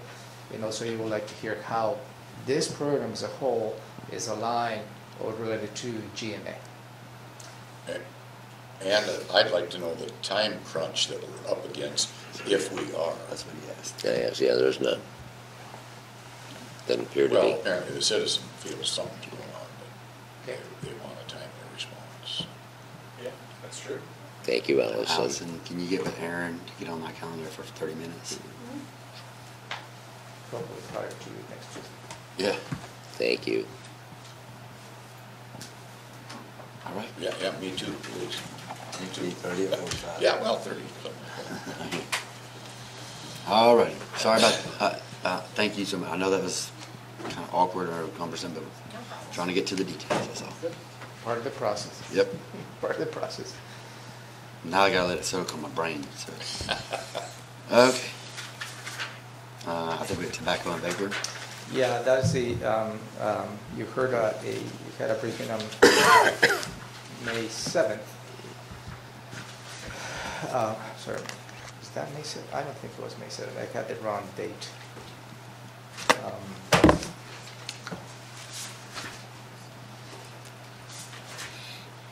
Yes, it was May 7th, I'm sorry. And it was from we'll ask you to see if you would like to consider expanding the smoke-free policy to parks and trails, and including vaping, and that will be, option number 1. And also, you would like to have, if you would like to direct the staff to do some research into a policy related to vaping for indoors, and not just county facilities. It's For where? Indoors? Indoors, Indoors. vaping Yeah. in county facilities. Is it No, okay just, now? no, just in county facilities, that will be for you as a Board of Health or the whole county. Okay, in any, So now, I mean, just, I guess you can't smoke in a tavern or something, is that right? right, you Smoke cannot. cigarettes, but you Vaping. can vape in a tavern? Okay. So. Excluding those are the- residences. Those are the two decision points the staff would like you to provide direction. Oh. One is to expand the smoke-free But- policy, which includes vaping to parks and trails, number one. And the second is whether you would like to direct the staff to research Okay, there you go. research a potential policy Yeah, yeah. that will include prohibiting vaping indoors. Okay. You want now? I'm always good for more information, I like more information. You need a thumbs up or down on the first one, though, about parks and trails. Yeah, yeah. Oh, yeah, I know that's easy. And research, yeah. And then research, yes. Yeah. Sure. Okay, thank you. So we're gonna jump to commissioners checking, PIO, either one. But I wanna hear about the 2018 pocket review interim process update. Yeah, and that's where your attorneys are here, as well as Josh. Let's do that one first. Sorry, guys.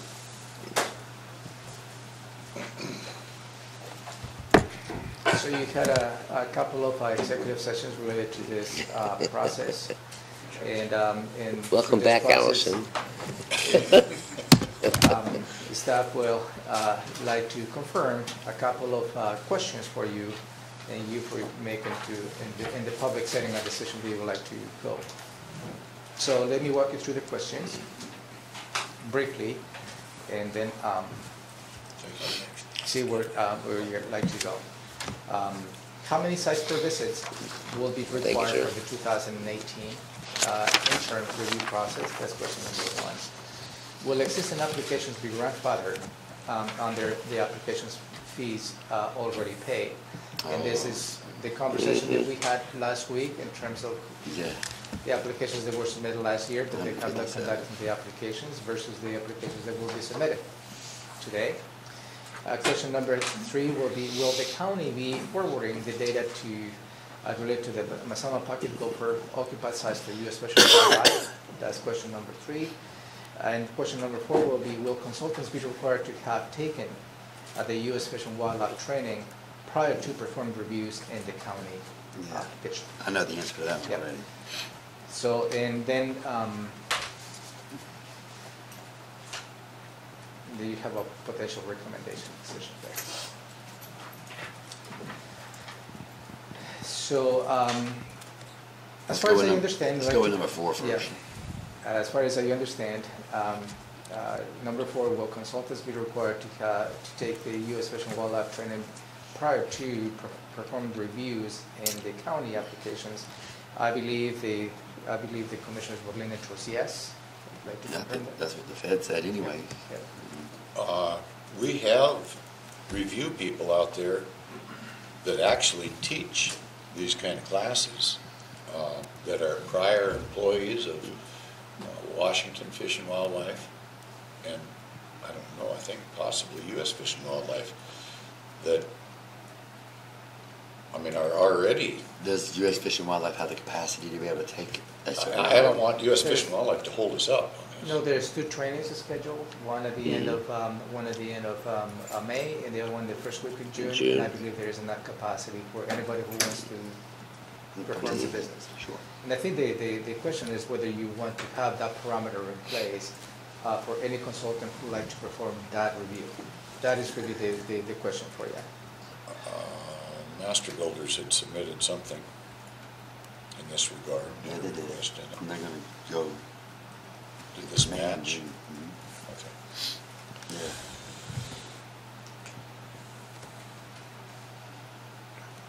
Oh, do you have a preference? Mm. So consultants before, training under U.S. Fish and Wildlife before they come to the county? Sure, I think it has consistency and credibility. And we're trying to limit our exposure, and I suppose that helps that, Yeah. other than have just Joe Schmuck show up from Yeah, yeah, I think the, Don't want it, Dad. if I may, I think the key is the word is consistency. yeah. Yeah, so I'm okay with that, yeah. So 4 is yes. So, if I may, question number 1, I think that's and also something the commissioners may like to consider is how many visits will be required. I believe think we already did it will that. be Yep. visits, Two. similar to the 2017 process. Yep. So that is the. 2 or 0, so I'll let you pick. 2 or 0. Well, let's make it 1. I believe that in terms of consistency, it will be best to be within the 2017 Yeah. process, which included 2 visits. Sure. So 2 down and 2 to go. Okay. So maybe question number 3. Yeah, let's go to 3 first. Let's go 3. Will the county be forwarding data from on the Pasama Pocket Gopher occupied sites to U.S. Fish and Wildlife? That was part of some of the checklist criteria they provided to us. And I believe the commissioner's intention was to yes, but not necessarily on a daily basis, maybe at the end of the month or at the end of the season, whatever is a preference. Yeah, so the memo that you have in front of you is kind of the last conversation that we had, so I've reformatted it to have the question and then the answer. And so on that one, will the county reporting data, the recommendation was for staff to forward all of the data one time at the end of the year with the final report. So you see the question there is, will it be forwarding? Yes, county staff will forward this information to U.S. Fish and Wildlife Service at the end of the review season as part of the final report to U.S. Fish. So again, to Romero's point, not on a daily basis, not on a monthly basis, but at the end of the year, one time. I guess I would just have a quick question of Elizabeth, possibly. She had to file Freedom of Information papers to get scientific reports back from U.S. Fish and Wildlife for a year or so ago. Are we going to make them do that, or are we just going to give it up? I guess we should just give it up. My suggestion is a public record, and I think it would be best just to release. Don't they, aren't they, public record doesn't apply to them? I understand I totally understand your comment. Okay. And I don't. Good enough. Yeah. So we're showing good mentorship and government by giving it to them. Certainly. Oh, yes. Yes. I jest. I jest. I know. But I know where you're coming from, yep. And then so, sorry. Good? Okay. Yeah. So then the final one, so just so we're also clear on this memo, we went back after the last time we spoke with the board, and Travis and Allison and I worked through the questions that were had. And the last one here, the one that was kind of the sticky one on the grandfathering, so this is number 2, actually. Will existing applications be grandfathered under application fees already paid? Given that we're utilizing the same fee process for all of those that have already applied for the GOFER review and those that will apply, nobody has been given any other inclination that we're going to have different fees for other folks. So there is no grandfathering. That table kind of comes off the question because we found the process that is consistent for all of the applications for the 2018 season. So we're going to use our existing fee structure. We're going to use our existing fee structure to have everybody that's applied get treated the same. So we don't even have to worry about the grandfather negative. So perhaps question number 2 you do need to answer. So you answered the fee piece of it, but if they're grandfathered or not grandfathered, it doesn't matter when they applied, they still follow the same process. They don't have an old process they have to adhere to, a more stringent one. Yep. Correct? Okay. Yeah. And so that, I mean, this is all kind of moving very quickly because of the crunch timeline from the federal situation. But we're building it as we go and making sure that it's consistent. So Good. that's all of this again has been legally reviewed. I would say, well, I'll let Romero go through. Are we good on the 4 decision points? So I think that's pretty much what you have discussed. And for your consideration is just for the record, a recommendation decision that is before you. And that's that bottom piece. Yeah. If I may, let me read it for the record, and I will ask you to give us some thumbs up. The board directs the staff to proceed with its Masama Pocket Gopher screening process for the 2018 season with the same criteria and guidelines as followed during the 2017 season. The only modification for the 2018 includes the accommodation to allow the use of private consultants the option of the applicant to assist in the county's assignment package board for review. The board finds that the 2017 process with the option of a private consultant services meets the requirements of the county's critical area ordinance on the Title 24. Your first sentence or so there, your second sentence, is it on here? Yeah, at the bottom of that page. No, Right here. Yeah. Oh, okay.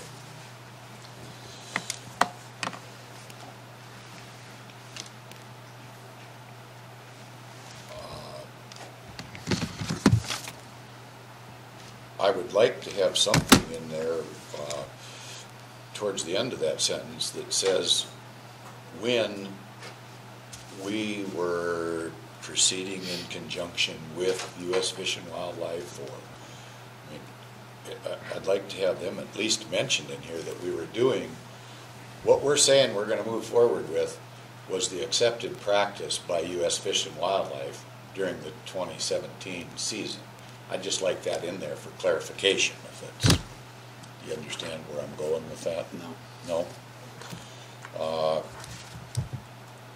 As this moves forward, this is a change, but in the 2017 season, we were doing all this in conjunction with U.S. Fish and Wildlife. It just solidifies that we're doing the same thing other than what you said towards the last, which is the bringing the private one in. I just want to recognize that we've been doing it, not only just for 2017, but as in the past, I don't know, 2016, 2017, whatever, to show that we're being consistent. We're going along and being consistent. So are you for the grandfather or non-grandfather? It's a moot point. It sounds like it's a moot point. It's not even a discussion anymore. Where did grandfather come in? The number 2 clause, where your thumb is. Number 2. Oh, no, I'm not talking about that. I know you're not, but he asked me a question. No, no, I'm talking about this first sentence in recommendations for the BOCC decision. In that first Yeah, sentence. but did we answer number 2? Joshua addressed that perhaps have already found a solution, that perhaps that question number 2 no longer applies. What's the solution? So the solution to number 2 is that there is no grandfathering necessary because the applicants that are on board already and the applicants that we will receive going forward are all going to follow the same fee structure. So we looked at it more closely. What fee structure? Is that the current or the one that they enrolled in? It's the one that we use for all applicants that have applications for what we're going to probably use as the CART process critical area review. But it's what we've been using, it's what we're going to use. We thought there was an issue, we found a path forward. There is no issue. But I wanted to make sure that there was a placeholder for that question so that we didn't lose that. So the staff found a place to go forward on that. Okay. No, I'm lost, sorry. There is no question, it's moot. That question. Staff took a harder look and found a path. I got to have more details before I make a decision on that, so I'm lost. You had a question for me? My question is regarding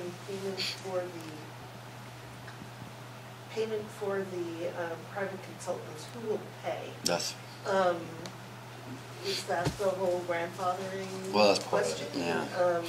Because I'm curious, if a citizen comes in to the county, and would they get a county staff for free, but they could go hire their own and pay their own private consultant? Do they come to the county and say, I want a private consultant, and the county pays for a private consultant? How is that going to work? That is exactly what we talked about last time, that we're not quite to that point yet in costs, because we need these decisions first. But the consideration is that consultants would be paid for by the applicants. At the applicant's expense. Right, and that we are now still looking at how much it really costs for each one of our staff to do this. So we're moving the review of the sites from our community planning, our long-range planning group where they've been and somewhat subsidized over the past few years into our development services, the folks that go out and do reviews anyway. But during that transition process, we don't know how much it's going to cost. But there are 2 options. We're trying to keep as many options as possible for the citizens. either internal with our staff or external using a private consultant. The market hasn't yet determined how much the private consultant will be, and we haven't yet figured out what our cost will be. This is part of that time crunch that we're operating. But I think the question was a little bit different, if I may. I think the question was if an applicant comes in here and pays an application fee, right? Under the application fee, county staff is going to perform the reviews, right? That is the understanding. But if a private developer, a citizen comes and says, I want to hire my private consultant to do the report, I'll pay for it. Do I going to have a break from that fee? Yeah, good question, but I'm So saying no. so it's two tiers. So everybody's going to pay an application fee. Everybody, if you apply, everybody pays that. Then you can choose to go option one, which is follow the county staff, cost to be determined, or option hourly rate. Right, hourly rate, or option two, hire a consultant. Even when you hire a consultant, just like critical areas and wetlands, we will still be reviewing that. So there will be some staff review from the consultants at a much reduced level. But again, to be determined. We're trying to follow the same processes on all applications that we do currently. So an applicant that comes into county and wants county staff to do the review is still going to pay more than just that basic application fee? Yes. Yeah. So, and you don't know yet what that amount will be? We're having a meeting on it tomorrow morning. Okay. We've got the flow chart ready, we've got steps lined out with our staff, and how much that staff will cost in development services. I'm telling you that we're agreeing that this is happening very fast. After notification, we're trying to build this as fast as possible, so we're in this together. So it appears to me there's a couple lingering questions that you have. So I don't think you're, if I may, you're in the position to go ahead and make some of the statements. I'm ready. There's some additional language, but I believe Commissioner Blake will let you additional information in terms of the fees. Yeah, especially for the county side, I'm worried about that. So, question, if we delayed this for another week, is there any issues with that? No. No? So, so let's move forward to next week. Maybe we can wordsmith to include some of your suggestions on the decision. And at some point, maybe next week, we'll talk about the fees. What information are you looking for, Commissioner Blake, in terms of the fees for next week? I just want to know how we got out of grandfathering. Last week we're in grandfathering, Okay. and I don't understand how we got from A to B and still don't have a county assessment of how much it costs. It just doesn't look clean to me. Okay. Okay. So maybe on the meeting that you're going to have tomorrow, we'll probably shed a light as to how those fees will work. Maybe we'll bring that information for next Tuesday. Could we maybe get a thumbs up on the 3 out of 4? Yeah, you get to be out of for sure. Yeah, yeah. Guys, I think they already had that. So I make sure that we're on the same page. I think They already decided on that. Yes, The three. number 2 has got me. But even the question with number 2, once you come up with and you decide on what the fee will be for a county, costs would be for the consultant, it'd be nice to know, and you don't know that, what a private consultant will charge and how we compare with. We won't have that information unless they exist currently. Well, the market's going to drive that. Well, it will. It'll change. I think that's where the whole grandfathering concept comes in, though. If I paid my fee last year under these rules, do I have to pay more now? That's And exactly you're right. saying that, yes, they will. They have to pay that either way. Either private or county. What was happening? Yeah, but last year they wouldn't have had to pay. No, that's right. If Yeah, they'd gotten it. Because the What rules has are happened different. is the past, when we had, what I think everyone's called a subsidized system where the feds picked in Exactly. money, we were following the code. So the code in our fee schedule would have an initial fee, and then, after 3 hours, I think it's different depending on the type of permit, you then have an hourly fee. What the county's practice was in the past was to waive those hourly fees because we're subsidized. So it wasn't as if there was a different process. The process was there. We were just deciding in the past to waive those fees because we had enough money coming in through other avenues. So that's why they're, at least from a legal perspective, we're not treating folks differently. We're just moving forward, following the code. In fact, in some ways, we're being more consistent with the application code by not waiving the fees in the future. And then ultimately, yeah, this comes down to the question of whether or not the consultant, the decisions individuals make. But that's a structure, and that's why there's no real technical grandfather issue. When we finally looked at the code a little bit more detail, we realized, hey, the mechanisms are all here. It's just a matter of moving forward, implementing it as it is in the fee schedule. So no change in the code is what is being said, there's no grandfathering, because there's no change in the code. There's no change in the code. But there will be a change in what people have to pay, There's no because we're not question, getting the subsidy. So, and I think that information needs to be brought up for you to understand what an applicant will be facing and paying. Now you're at my point of, how do we tell those people they don't pay more? Stop getting Wrap your violent. head around. We'll include some of the U.S. Fish and Wildlife language. No, we totally agree with that statement. We're trying to figure out also how much people are willing to pay. It's just not information we have at this moment. Do we always have to wait for a full week whenever we decide something like this? I mean, why can't we, they're gonna find out what their fee is gonna be tomorrow, maybe on Why would you want to be thoroughly Thursday informed or of what it something. is before you go? Well, make a because decision? your schedule is full. It will be great if. I'll work late. It will be great if, yeah. So, could we also address, Allison provided a good edit to your question, Commissioner Edwards? Let's bring that next week. Yeah, we'll bring the fees and we'll bring the overall discussion next week. We gotta stick with the bureaucracy, not let it go too fast. Do you know how much? I appreciate that, Do you know Allison. how much they're gonna pay? No, I'm just giving it, Alice. My question is, Just why have a wouldn't we little want to fun. know how much they're gonna pay before? Here she came up with a solution Yeah. and I wanted to jump on it. All right, thank you. Thank you. So we'll bring this next week, okay? Yet again, thank you. Thank you very much. It's a lot of Okay. What would you like to discuss? Okay, let me see where I'm at. So much paperwork.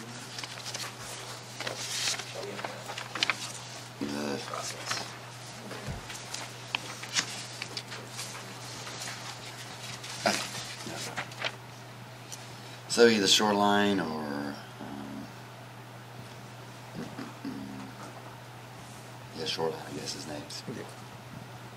So this is an update staff is going to provide you, and okay, and I think it's related to the last time you had an update on the shoreline management plan. You had a conversation, perhaps some questions related to the buffers in the setbacks. So here's an attempt to give you an update. This is by no means is a final decision. This is just a progression as to how the buffers and the setbacks are coming together just to keep you up to date. So, Might I also include the first piece of the timeline on the request gather? okay. So, figured we'd just try another easy one here with Shoreline Master Program. So we got, wanted to send regards. Brad Murphy is in Hannibal, Missouri. His family is, had a death in the family, so that's why Brad's not with us today.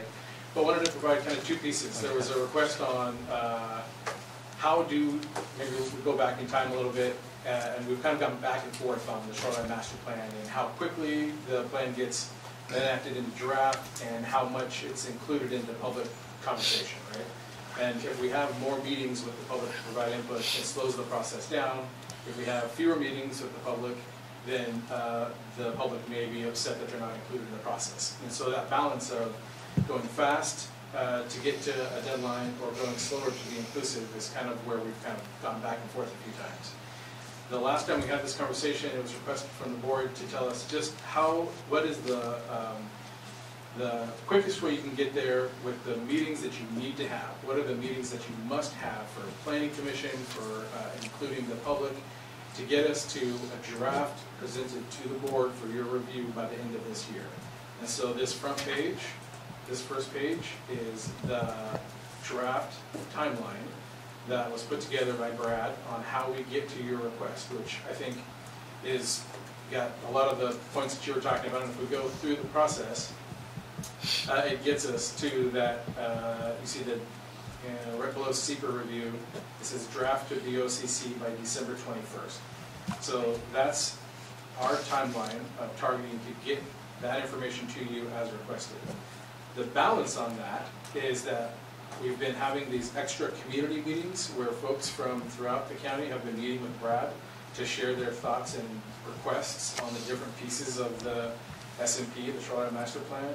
And then Brad has been working to honor those questions and research every one of them. Those meetings and that research has taken away from the final writing, the drafting of the actual plan. So what I'm considering as the director of CPED is to put on pause those community meetings until August so that Brad can finish the plan, finish the appendices, have a full plan, and then restart those meetings with the public and have them react to a plan that's complete. Right now, we're having conversations on an incomplete plan, which is slowing the process and not allowing Brad to finish the work to get us to the timeline to have a draft due by December of 2018. The balance on that is you may have some frustrated citizens that have participated in these long meetings with Brad that aren't that would like to have more input. But there's a kind of a feedback loop happening. Since the plan isn't complete, they're reacting to something that doesn't have a full, completed plan.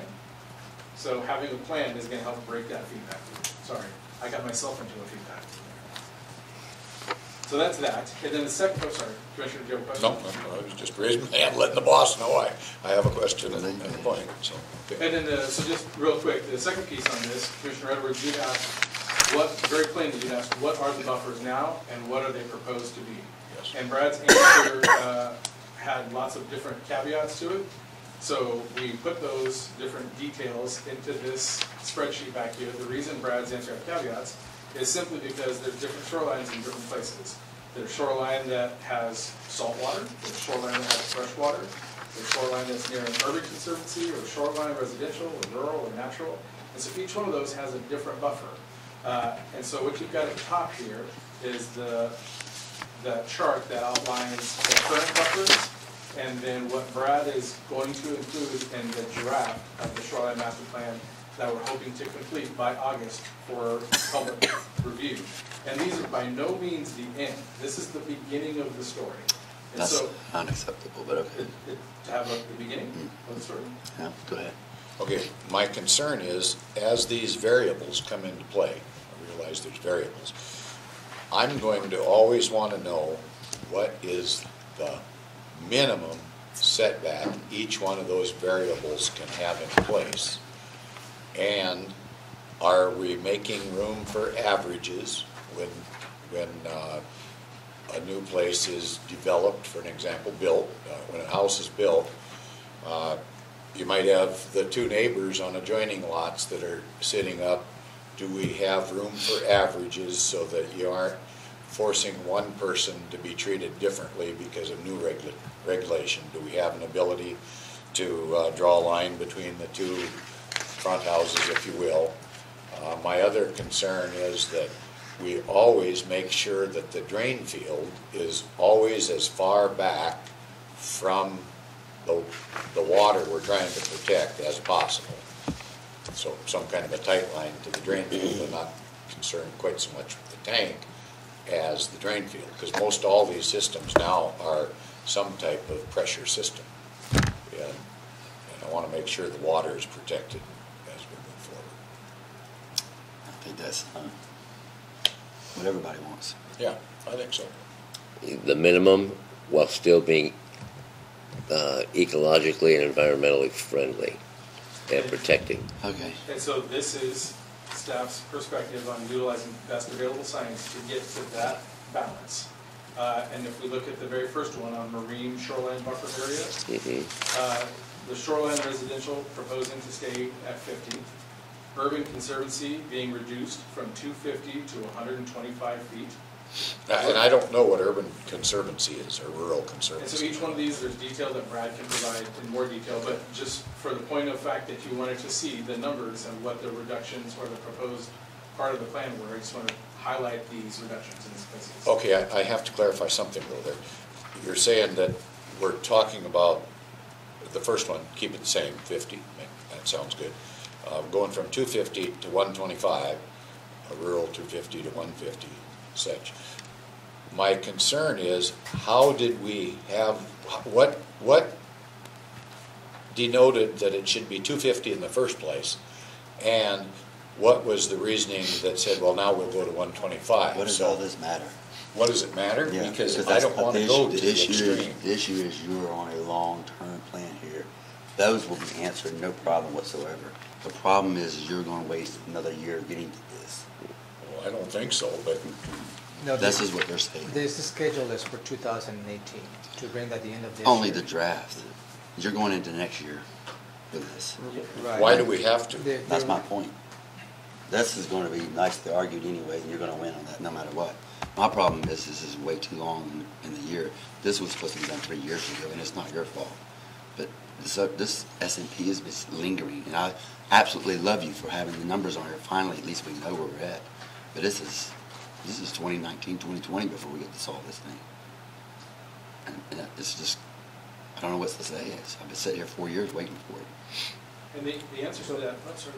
This is an attempt on the last schedule. It was even further down the road, and I believe that. So you've done better even. Yeah. No, okay. So the commissioners, you requested, when can we get Okay. a draft plan? I don't have in much front of a choice. I have to accept this. No. I mean, this is as part of a conversation. Because all we want is to get less than 300. I mean, that's what. And this is the staff's attempt to bring, to address Oh, your. yeah, sure. Hang on. So if I have you correct, we went through some analysis, staff analysis. We had stakeholders come in and talk about it. And now we have a plan, or we want to actually sit down and write the plan, to have the stakeholders come back and we take it apart. See where this is my burning issue. Yeah. And that burns me because we wasted that time in between there. Well, so, where it says September to November of 2018, Mm-hmm. part of the public process is these 4 work sessions, the open house, the public hearing. Whether they take it apart or whether they say it's great, Right. kind of. Well, I got that part, but we've done it double. Why didn't we have the actual plan written? I know hypothetically, I'm looking back 2020 hindsight, have the plan written, then have the stakeholders, then go through that's how I agree. business should have been done. And that's- You're right, hindsight is 2020. But now you can see I'm burnt over it. I'm Hindsight burning is over 2020, this. And so- whether we could have drafted the plan a few months back. And then when I go to say that this should be done 4 years ago, it is not And, anybody in this and- room. This yeah. is just another Delay is. hindrance. And this is our attempt to Right, address that. which I said, I love you to death for having at least some numbers on there. I'll wrap my head around it. I just can't get my heart there right now, but I'll get there. Go ahead. The timing is frustrating, and it's not finger pointing at all. No, it's not. It's been going on for years, long Yeah. before all of us. And I mean this with all kinds of love and respect to Commissioner Edwards. Is 250 current setback, is that acceptable to you? Not necessarily, no. But it might be? Well, I don't think it is. What does it matter? You're gonna have the At this public point, argue this We're not first. asking you to make a decision. Oh, I know that. But my point is, I don't care when 250 was decided. I don't care how 250 was decided. I think it's in excess. Oh, Because yeah. I want to move this way, and I don't want to waste time, staff's time, going back and saying, well, when was that instituted and why? And I don't care. I see what it is. I know where we're going to go, and all these questions will be answered for us as to what is appropriate, what will protect the environment, the waterways and such, and septics. I understand that. We're going to get that information. But to go back and ask you, research these other numbers that are old that we're moving away from, I don't care about the history of it. No, I just want to move on from here. Could I clarify something? Sure. No, I think what I did not articulate my concern, I guess, properly, but I guess my concern is these numbers, where do they come from? If there's a law on the books that says you have to have 250, I guess we have to have 250. That's my concern. Okay. If it's an arbitrary number that staff came out of a personal agenda and said, well, we think it ought to be 500 feet, but we're going to make it 250. I can give you an example on the gravel mining. I don't know where the 1,000-foot came from. Yeah. And so I'm just got you asking there. I'm that with you. question about how are these buffers determined? What is the maximum and what's the minimum? Because I tend to want to go to the minimum, but I want to protect the environment at the Right. same time, and I think we can do that through pumping the effluent out of the tank up to the drain field at the farthest point from the water. Okay. So I think that the 250 was considered best available science at the time it was passed. What's happening now is there's research being done that says the new numbers that you see can be considered best available science. Well, I have a problem with best available science personally. I've been watching it with the gopher thing, the whole thing. Sometimes that is not what's best. It's a best available personal agenda sometimes that allows that to be set, and that's my concern. So just to jump on that real quick, I want to make sure that we're clear, the staff has no personal agenda on the creation of these numbers. The other piece of information that's here is some metrics from other counties and the buffers that they have. I just have a problem with the process. Just so we're clear, Commissioner Edwards, it's a little confusing because what you're saying in the balance is each community has an opportunity to determine their own balance. Yes. And so the final, after it comes to the board for your approval of the draft, then goes to ecology, and so the balance between our community and the state is where that balance is then achieved. And so if you look at these other metrics that other communities use, you can see how that has informed what Brad has put together to make sure that a plan that we provide for the public's input has consistency with what's been approved in the past. Again, this is the beginning of the conversation in terms of the numbers, but helping to make sure that answer your question as an update. And I want to maybe have our lawyer talk about this as an update process in the beginning. That'd be helpful that this is at that period. Do we care about that? Well, I'm worried about exposure. I mean, I don't want to have excessive exposure myself. Well, yeah, just to know the process, we're still unfortunately very early in the process, and I'll be brief because I know I could lull myself to sleep. And it's kind of bizarre, given days. So we are right. We're still going through the comment through the planning commission recommendations, and finally you'll have an opportunity to provide some input, or at least to look at a final decision based on the public process. So I do kind of discourage, I think it's important to understand where the process is, get an update, but I do discourage being predetermination at this point. There's a lot to play out, but one thing you should be mindful of in terms of your role, in terms of making a decision in this matter, in the embedded master plan or master program, is that eventually, under the statute, you will provide that recommended approach. It then goes to ecology. They have an entirely new process. So it's true, even if you get to the end of the year, you got to wait for them to go through their hearings. Then the public provides input. Then ecology comes back. They have three options. They go back to the county and say, okay, we're either approving what you proposed, we're either providing amendments based on our own hearings, and at that point, the county then has a decision to make on whether to approve what the state is saying to you. And so there's a bit of back and forth here. Sure. And so there are probably, the first step where you'll have a chance to weigh in terms of what actually gets decided will come after the planning commission provides a recommendation to you. At that point, I think it really necessitates looking at these tables, asking the questions you all are asking, which is what are the references, but there are a number of factors. It's not just best available science. For example, there's a biological opinion from NIPS that deals with our big salmoniid rivers and streams, National Marine Fishery Service. So that that has ESA implications, right? So we'll get into those details, and it's important to be cognizant of those sort of parameters. But I think the approach at this point, at least what I've been reviewing, is where staff are starting the process, starting the conversation, and getting something on the ground. Yeah, unfortunately it is. You know, we're on this part of the arrow. Sir, I heard this 4 years ago, starting, those same words, starting just SMP. I understand your frustration. It's not frustrating, I'm beyond frustration. Yeah. I'm about to go through the roof. So, just because I love accomplishing things. I don't even care what the results are in some ways, I just want to get it done. So, I like the fact that we have the comparisons, because if I'm just Joe Smith and I'm going to buy property somewhere and I want to I'm going to build a home for my family, I'm going to avoid Thurston County. I'm going to Mason, Kitsap, or Lewis because it makes more sense to me. Fewer restrictions.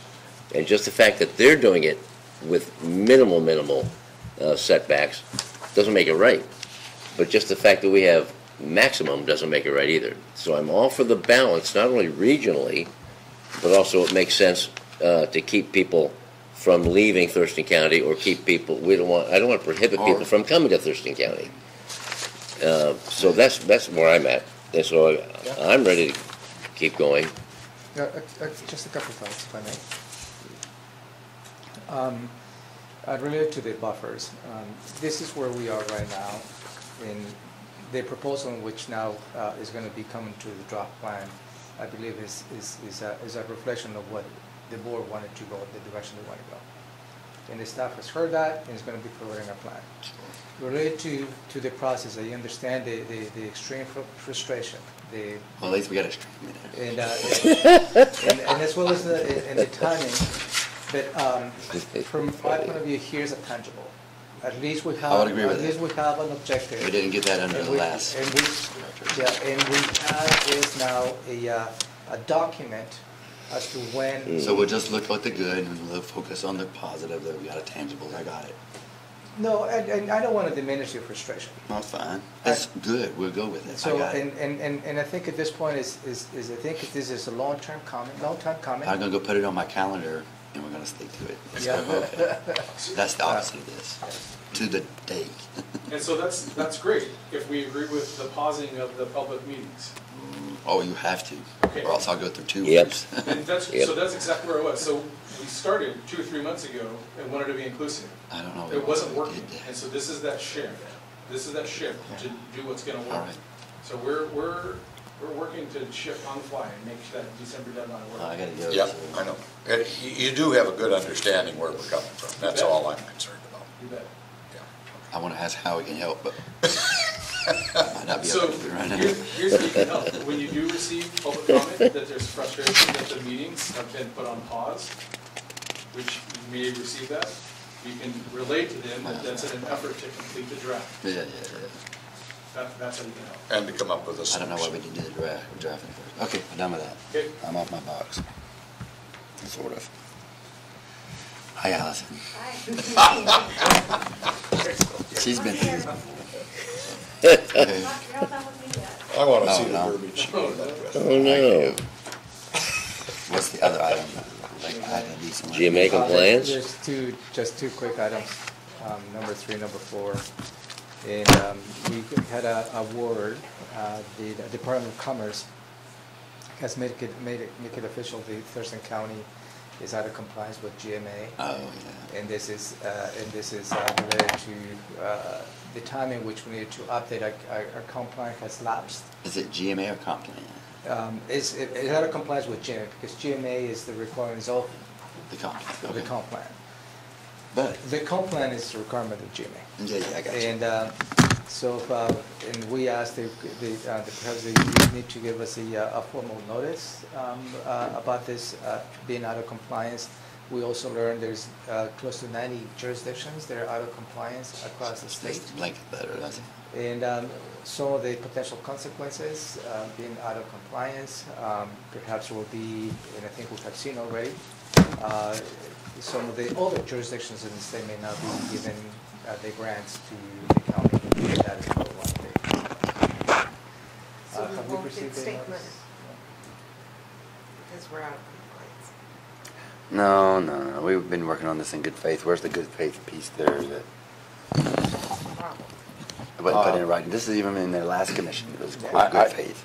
Just a quick comment, my meeting the other day with the counties, that a lot of this hinges on this Ruckelshaus meetings that are going on with the counties, and that's not going to be completed until, I guess, early in 2019. But I wouldn't see a solution to this until after that study, if you will, is taken into consideration. No, but something has changed because Commissioner Blake is right on point. We have been working in good faith. Yeah. And that has been the approach in which we have taken with the Department of Where's the Commerce. letters, or where's the emails, where's And, the phone we're conversations waiting for about that that? formal letter. I know that they're, because I've been listening to it for the last 4 years. So, Right, but we've already been denied money. That's not the We point, have. but where's my good faith letters? so here, I'm gonna hand the mic over to the lawyer to talk about RCW 36.70A 130. Okay. Ready, Travis? Wow. All right. And how many other jurisdictions fall within that same Now, county? 90. 95. 95. And how many of those are municipalities versus counties? Or how many been declined money? You have it here. Yeah. In other words, what I'm getting at, we're not alone Yeah, in this. so Hey, largely Travis- we've been operating under the assumption. Travis, do you want to have this in executive session or not? Yeah, no, and I think eventually we may need to get there, but I That's can not a reframe lawsuit, the yeah. question, the question that is really before Commerce and ultimately to us as we go through this process. But essentially what the GMA says, that you have to meet the deadlines under the code. However, there are, if you demonstrate substantial progress towards compliance with the schedules of the section for developing regulations that protect critical areas, then most jurisdictions can be considered to be in compliance despite not meeting the stringent The deadlines. deadline. That's the way That's the our good faith. county and every other county has been operating Yep. in the state of Washington. So this is a big question. It's a big issue. Ultimately, just to frame this a little bit more, when Commerce does make a decision, which is important to get a written decision, this is an administrative action. They can't just list us on there as out Exactly. of compliance. On the website, on the So website. This needs to be formalized. Is there a formal letter? Couple point, one thing is we need to let them know the facts with our county so that they don't make potentially a detrimental decision that we gotta live with. Yeah. The other part of it is when they do make a decision, our office will have to be engaged in terms of looking at that for purposes of appeal and the Administrative Procedures Act. So my sense is that this is not just the Thurston County question. We're gonna have to get on board with other counties to really get a sense of how to progress. But I think the initial step is to get that formal decision, and then hopefully have an opportunity to inform Commerce why we think that exception I just read off applies to us. How many other counties are in violation? 90. 90. I know 90 jurisdictions, but there's only 39 counties. Right. Oh. It had to be,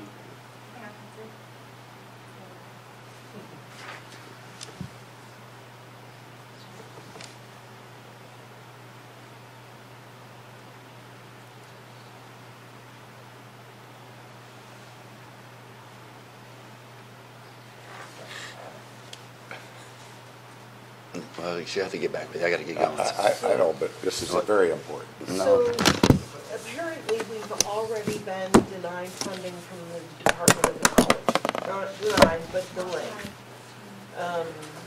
It's my understanding, and that's when it was like, we can't just have other state agencies telling us we can't get our grant money because we're out of compliance, when we haven't even been notified by the Department. Right. But all these other jurisdictions are in the same boat that we are at this point in time. That's And right. there's nothing going to be accomplished until this Ruckelshaus thing All right. is done. Well, we can't wait to get our state money. They're going to have a big pot of money because they're not going to get us any. What's the answer, Allison? What's the Here's answer? the, one quick, real quick. So here's where the good faith is, the hair splitting on the RCW on the land use portion of critical areas that Travis just mentioned. Which happened to be SMP. 15 counties. 15 counties. So the reading is, for the feedback from Commerce is that, because we're not doing nothing on our critical area protections. That's how they're interpreting that good faith effort. We're not doing that as part of our update, because we recently completed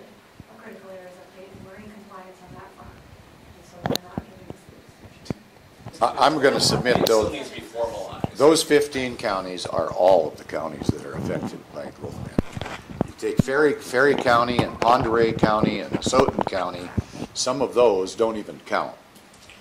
And So it's the majority. I And would so this say. is informational. Ramiro directed staff last Friday to get a formal letter from Commerce. We're waiting for that letter. We'll have a conversation more in depth, but I appreciate the opportunity to make sure you guys were in depth. More to come on this. Thank you. Well, and, yeah, that point Good is. job, Josh. Wanted to hear more. So you just cut me off. Oh, did you? No, you got the floor, go ahead. I'm teasing.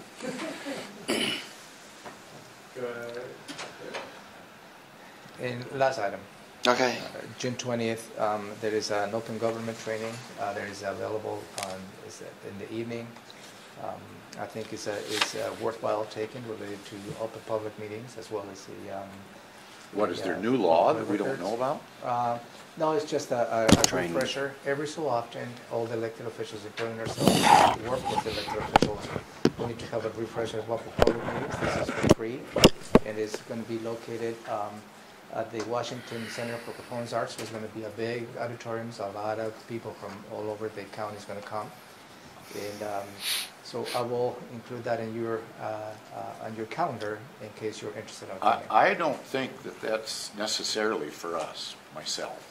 I think that we depend on staff to make sure you give us the proper advice. And I would hope that you'll be having staff. I will give you the proper advice, but the intent of this is for you to be aware of what the law is. For Is your there own, something- for your own personal protection. Yes. May I have loge seating, please? Thank you. I will do my best possible job to keep you out of trouble. Yeah. Obviously. Yes. But this is intent for you to gain information from public. I have another event to go to, sorry. Yeah, I do too. So